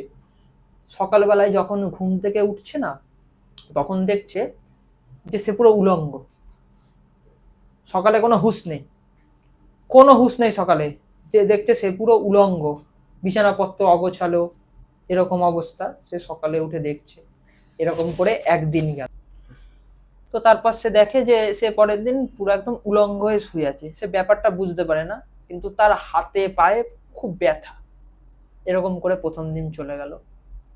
সেকেন্ড দিন কি হয়, মানে রাত্রির না হতে হতে না তার ভয় লাগছে, মানে কি বলবো, ধরো ঘরেতে সে বসে আছে, মানে মনে হচ্ছে তার আশেপাশে কেউ একজন আছে, কিন্তু কে আছে বুঝতে পারছে না। যাই হোক, ঘুমিয়েছে, আবার সেম পরের দিন দেখছে ওরকম উলঙ্গ হয়ে আছে, আর ঘুমের মধ্যে মনে হচ্ছে যে তোমার তার সাথে কিছু শারীরিক কার্যকলাপ চলছে, সে ব্যাপারটা বুঝতে পারছে না। আচ্ছা, একটুখানি পজ করে বলে দিই, কর্ণপিশাচিনী কিন্তু 3 ভাবে সিদ্ধ করা যায়। একটা হচ্ছে সে তোমার বউ রূপে আসবে, আর একটা হচ্ছে তোমার মা, অথবা হচ্ছে বোন, এই 3টে রূপে। এবারে তুমি কিভাবে নেবে, মানে কোন তন্ত্র সাধক কি হিসেবে নেয় সেটা হচ্ছে তার উপর। আর সাপোজ ধরো তোমার ওয়াইফ আছে, তুমি তাকে ওয়াইফ হিসেবে নিলে, সে কিন্তু তোমার ওয়াইফকে মেরে দেবে। সাপোজ ধরো তোমার মা আছে, তুমি তাকে মা হিসেবে নিলে, তোমার মাকে মেরে দেবে। তোমার বোন আছে, বোন হিসেবে নিলে তোমার বোনকে মেরে দেবে। তো যাই হোক, তো তারপর এরকম ভাবে 3 দিন 4 দিন চলার পর না খুব ভয় পেয়ে যায় আর শরীর খুব অসুস্থ হয়ে পড়ে। তো এবারে হচ্ছে যে বাড়িতে সাধারণত ভালো থাকতো সেই বাড়ির লোক তার বাবাকে খবর দেয়। তো খবর দেওয়ার পর নিয়ে এসে আমাদের ওখানে সাগর দত্তে ভর্তি ছিল। ঠিক আছে, সাগর দত্তে ভর্তি ছিল। ভর্তি থাকার পর ডাক্তার সবকিছু চেক আপ করে, লিভার, কিডনি, মানে ওই যে তোমাকে বললাম না যে হয়তো আর কিছুদিন বাঁচতে নাও পারে, সব কিছুতে ওর ইনফেকশন হয়ে গেছে, প্রত্যেকটা জায়গাতে, ইউরিন থেকে শুরু করে সব কিছুতে ওর ইনফেকশন হয়ে যায়। তো আস্তে আস্তে সেই চেহারাও আস্তে আস্তে শুকিয়ে আসছে, এরকম অবস্থা। তো কি করে, তাকে বাড়িতে রাখে। এবার বাড়িতে রাখার পর বাড়ি থেকে শুরু হয়, ধরো কর্ণপিশাচিনীকে তুমি ডেকে নিয়েছো, তুমি ধরো মানে তাকে সিদ্ধি করতে পারোনি। কেন সিদ্ধি করতে পারোনি, কেন বললাম, তোমার কাছে গুরুবিদ্যা নেই। গুরুবিদ্যা না থাকলে তুমি তাকে সিদ্ধি করতে পারবে না। তো যাই হোক, তো কিন্তু কর্ণপিশাচিনী কিন্তু তোমার পেছনে ঘুরছে, তুমি তাকে দেখতে পাচ্ছ না। তো তার সাথে তার বাড়ি অব্দি এসছে সোদপুরে। এবারে ধরো কিছু সোনার গয়না বানিয়ে রাখা, সেই সোনার গয়না নিয়েছে, সেই সোনার গয়না বিক্রি করেছে, সেই বিক্রি করে মদের বোতল এনে রেখেছে বাড়িতে। কি বললাম, যে ছেলে সিগারেট ছুটো না, সেই ছেলে রাত্রিবেলায় মদ খাচ্ছে। এইবারে এরকম ঘটনা হচ্ছে। তো একদিন ওর মা দেখছে যে ছেলে পুরো উলঙ্গ হয়ে পড়ে আছে। আবার এ কি, এত বড় ছেলে উলঙ্গ হয়ে পড়ে আছে, কি ব্যাপার। একদিন গেল, তো ওই দিন চিৎকার চেঁচামেচি করেছে, বলছে মা আমি বুঝতে পারছি না আমার সাথে কেন এরকম হচ্ছে। যাই হোক, তারপরে আবার সেকেন্ড দিনে এরকম হয়েছে, এরকম উলঙ্গ হয়ে পড়ে আছে। এরকম এরকম দেখতে দেখতে এরকম ঘটার কিছুদিন পর আবার ইউটিউবে কিছু একটা দেখেছে। দেখার পর মানে ওর মনে হয়েছে যে ওর সাথে কেউ আছে, তাকে ওকে তাড়াতে হবে। এবারে তাকে কিভাবে তাড়াবে, ও কি করেছে, হনুমান চালিসা পড়েছে। ওই দিন ও হনুমান চালিসা পড়েছে। এইবারে ও যে হনুমান চালিসাটা যেদিনকে পড়েছে, তো কর্ণপিশাচিনী তোর কাছাকাছি আসতে পারছে না। এবার কি করবে, পরিবারের লোকের ক্ষতি করবে। ওর বাবা মিলে চাকরি করে, মিল থেকে বাড়ি ফিরছে রাত্রিবেলা। তুমি বিশ্বাস করবে না, আমাকে বলল ওর বাবা সাইকেলের সামনের চাকাটা খুলে যায় হঠাৎ করে রাস্তার মধ্যে, চলতে চলতে চলতে চলতে অ্যাক্সিডেন্ট হয়ে গেছিল, চাকাটা খুলে যায় অটোমেটিক্যালি, মুখ থুবড়ে পড়ে। বাবা সাগর দত্তে ভর্তি, যেহেতু ওদের বাড়ির সামনে হসপিটাল, সাগর দত্তে ভর্তি। এবারে ছেলে গেছে বাবাকে দেখতে। এবারে মা গেছে ছেলের ঘরে, দেখছে ঘরের মধ্যে ময়লা টয়লা। এবারে ছেলের আলমারি খুলে দেখছে মদের বোতল রাখা। এবারে মা কি করেছে, সে মদের বোতলগুলো নিয়ে সবকটা ভেঙে দিয়েছে। ভেঙে দিয়ে ঘরেতে ঢুকতে যাবে, মাকে পেছন থেকে কি একটা ধাক্কা, সে পড়লো, তার হাত ভেঙে গেল। এইবারে এরকম ভাবে কিছুদিন চলাকালীন আবার যখন তার বাবাকে বাড়িতে নিয়ে এসছে, নিয়ে আসার পর কিছুদিন চলাকালীন এবারে ছেলে তো ওই কদিন হসপিটালে ছিল বাবার সাথে, মানে বাড়ি আসতে পারছিল না। যাই হোক, তো যখন নিয়ে এসছে, নিয়ে আসার পর দেখছে মানে ছেলে এসে দেখছে যে আলমারিতে মদের বোতল নেই রাত্রিবেলা। মানে ওর অটোমেটিকলি বলছে আমার মদের নেশা ওঠে, মানে কর্ণপিশাচিনী ওর দ্বারা নিজে পান করে, ওর অটোমেটিক্যালি মদের নেশা উঠবে রাত্রিবেলা হলে। ঠিক আছে, মদ খায়, তারপরে ওর সাথে কিছু শারীরিক কিছু করে, তারপরে সকালে যেরকম সেরকম নর্মাল। যাই হোক, এবারে আস্তে আস্তে না আরো শুকিয়ে যাচ্ছে, খেতে পাচ্ছে না, কিছু কিছু করতে পারছে না, খালি ওই মদ খাচ্ছে। কি হবে একটা মানুষের, যেটা হয়। তো যাই হোক, এরকম চলতে চলতে হঠাৎ করে আবার কি করে, আবার কিছু টাকা জমানো ছিল, ওরকম মদের বোতল নিয়ে আসে। নিয়ে আসার পর আবার ওর মা দেখে, মা দেখে এবার ওকে ডাইরেক্ট চার্জ করে যে হচ্ছে গিয়ে কি ব্যাপার, যে এরকম এই ব্যাপার, তুই এরকম ছিলি না। তো মাকে সব ঘটনা খুলে বলে। এইবারে তোমাকে বলছি, তুমি হয়তো চিনবে, ডানলপে মহামিলন মঠ আছে, ডানলপে সীতারাম দাস ওঙ্কারনাথের মহামিলন মঠ আছে ডানলপে। তো ওনারা সীতারাম দাস ওঙ্কারনাথের দীক্ষিত ছিল। সেই মঠে গিয়ে বলে, আর ওই ওই মঠে বলছি, ওই ওই তোমার মঠে হচ্ছে তোমার ওই পুরোহিতদের পড়ানো হয়, মানে বেদ ক্ষেত্রে, তো বেদ হিসে পড়ানো হয়। তো ওই পুরোহিতরা আসে, এসে দেখে ওকে সব জিজ্ঞেস করে। ও বলে এই এই ব্যাপার, আমি এরকম এই এই করেছি। তো এবারে তারপর কি করছে, মানে এর পরেরটা হচ্ছে আরো ভয়াবহ। বলছে ওরা সব যজ্ঞ করতে বসেছে তাড়ানোর জন্য। মানে নর্মাল যজ্ঞ থেকে না তাড়ানো সম্ভব না, বা বা কোনো তন্ত্রবিদ্যা দিয়ে। ওকে যা করতে হবে বেদের মধ্যে যা আছে সেইভাবে, সব বেদের নিয়মে ওই পুজো করতে হবে। মানে কারণ তুমি তো কোনো প্রেত আত্মার সাথে তো তুমি ফাইট করতে যাচ্ছ না। তুমি কার সাথে ফাইট করতে যাচ্ছ? তুমি যার সাথে ফাইট করতে যাচ্ছ সে হচ্ছে একজন যক্ষিণী, যাকে তুমি অন্য জায়গা থেকে ডেকে এনেছো। তার সাথে তো নর্মাল ভাবে তুমি ফাইট করতে পারবে না। তুমি তো এরম না যে কোনো প্রেতাত্মাকে ডেকেছো, তুমি হনুমান চালিসা বললে সে তোমার দেহ থেকে বেরিয়ে গেল। সেও হনুমান চালিসা বললে তোমার সামনে আসবে না, কিন্তু তোমাকে ছেড়ে তো চলে যাবে না। তার সাথে তো মানে ভালোভাবে ফাইট করতে হবে। তো যাই হোক, তো এবারে না পুজো শুরু করেছে। পুজো শুরু করতে দেখছে এরকম দেয়ালের ওপরে দেখছে পায়ের ছাপ পড়ছে, পায়ের ছাপ এরকম গোল করে গোল করে দেয়ালের ওপরে পায়ের ছাপ পড়ছে। প্রথমে দেয়ালের একদম ওপরে পায়ের ছাপ পড়লো। সেকেন্ড, ওই যে নিচে যে বিটটা আছে, বিট লাইনটা, বিট লাইন দিয়ে পায়ের ছাপ। এবারে আস্তে আস্তে না পায়ের ছাপটা নিচে নামছে ঘুরতে ঘুরতে, মানে পুরো দেয়ালে পায়ের ছাপ, পুরো দেয়ালে পায়ের ছাপ। এবারে পায়ের ছাপটা যেখানে বসে, মানে যেখানে আমার ওই বন্ধুটাকে বসিয়ে রেখেছে, ওকে বলেছে যে যাই হয়ে যাক তুমি আমার সাথে মন্ত্র জপ করা বন্ধ করবে না। ওর লাইনটুকু যেতে পারছে না, আর যে মেন মন্ত্র জপ করছে 4 জন মিলে করেছিল, টোটাল 4 জন মিলে। একটা জায়গায় কি শিবের মূর্তি বানিয়ে কি একটা হচ্ছিল, আর একটা জায়গায় অন্য কিছু ভাবে হচ্ছিল। বলছে আমাদের বাদে সারা ঘরেতে হচ্ছে, সারা ঘরেতে। তো সারা ঘরেতে ওরকম হবার পর তো কিছুক্ষণ পর ওটা বন্ধ হয়ে যায়, কিছুক্ষণ পর হওয়ার পর ওটা বন্ধ হয়ে যায়।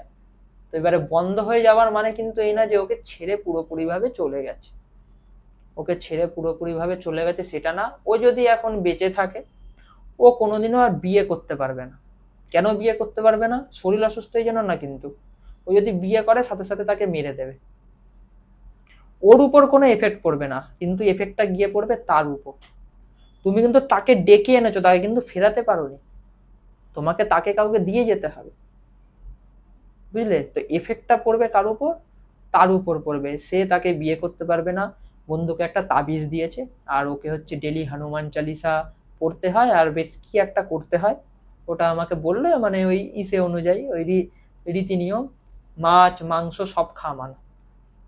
মাছ মাংস কোনোদিনও ধরতে পারবে না, ধরলেই ওর উপর এফেক্ট করবে। আর ওর হাতে যেটা দিয়েছে ওকে বলেছে যে লাইফে যাই হয়ে যাক ওইটা যেন হাত থেকে না খোলা হয়। এখন বর্তমানে কেমন আছে? এখন বর্তমানে হচ্ছে কর্ণপিচাসিনীর হাত থেকে হয়তো মুক্তি পেয়ে গেছে, হয়তো, কারণ পুরোপুরি ভাবে মুক্তি পাওয়া সম্ভব না। প্রভাব আছে, প্রভাব ওর উপর আছে। ওই যে কি বললাম, ও হচ্ছে সন্ধ্যের পর বাড়ি থেকে বেরোয় না, সন্ধ্যের পর ও বাড়ি থেকে বেরোয় না, ওর উপর প্রভাব আছে। আমি কি বললাম, তুমি যদি ছেলেটাকে দেখো, যদি হয়তো আমার সাথে আবার কোনোদিনও দেখা হয়, আমি ছবি তুলে তোমাকে পার্সোনালি দেখাবো, খালি তোমাকেই দেখাবো পার্সোনালি। তুমি দেখলে তোমার রীতিমতো মায়া লাগবে। প্রত্যেকে শিয়ালদা স্টেশনে যে অনেকদিন খেতে পায়নি, তার চেহারাটা ভালো, তার চেহারাটা ভালো। তুমি যদি ওকে শর্ট সাইজের একটা গেঞ্জি কিনে দাও না, সেটাও লুজ হবে।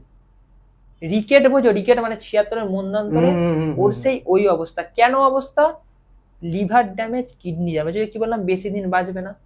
ও হচ্ছে তোমার ওর ইউরিন বার করে থলির মাধ্যমে, ক্যাথিটার লাগানো, এমনি করতে পারে না। প্রচন্ড টাইপের খারাপ অবস্থা। এই হচ্ছে কর্ণপিচাসিনী সাধনার ফলে মানে একটা ছেলের জীবন, আমার মানে নিজের দেখা, নিজের বন্ধুর জীবন এইভাবে নষ্ট হয়ে গেল শুধুমাত্র কর্ণপিচাসিনী সাধনার জন্য।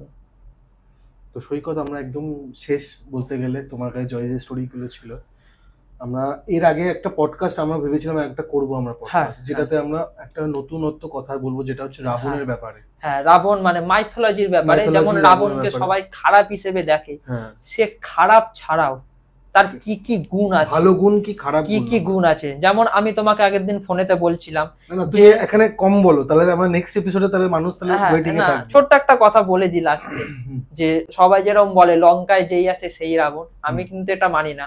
আমি মানি লঙ্কায় যে আছে সেই বিভীষণ। এবারে বাকিটা পরের এপিসোডে না হয় আলোচনা হবে। হ্যাঁ পরের এপিসোডে। রাবণ আর তোমার প্রথম পডকাস্ট এটা? আমার প্রথম পডকাস্ট, আর হচ্ছে কে কে পডকাস্টের হাত ধরে। কেমন লাগলো?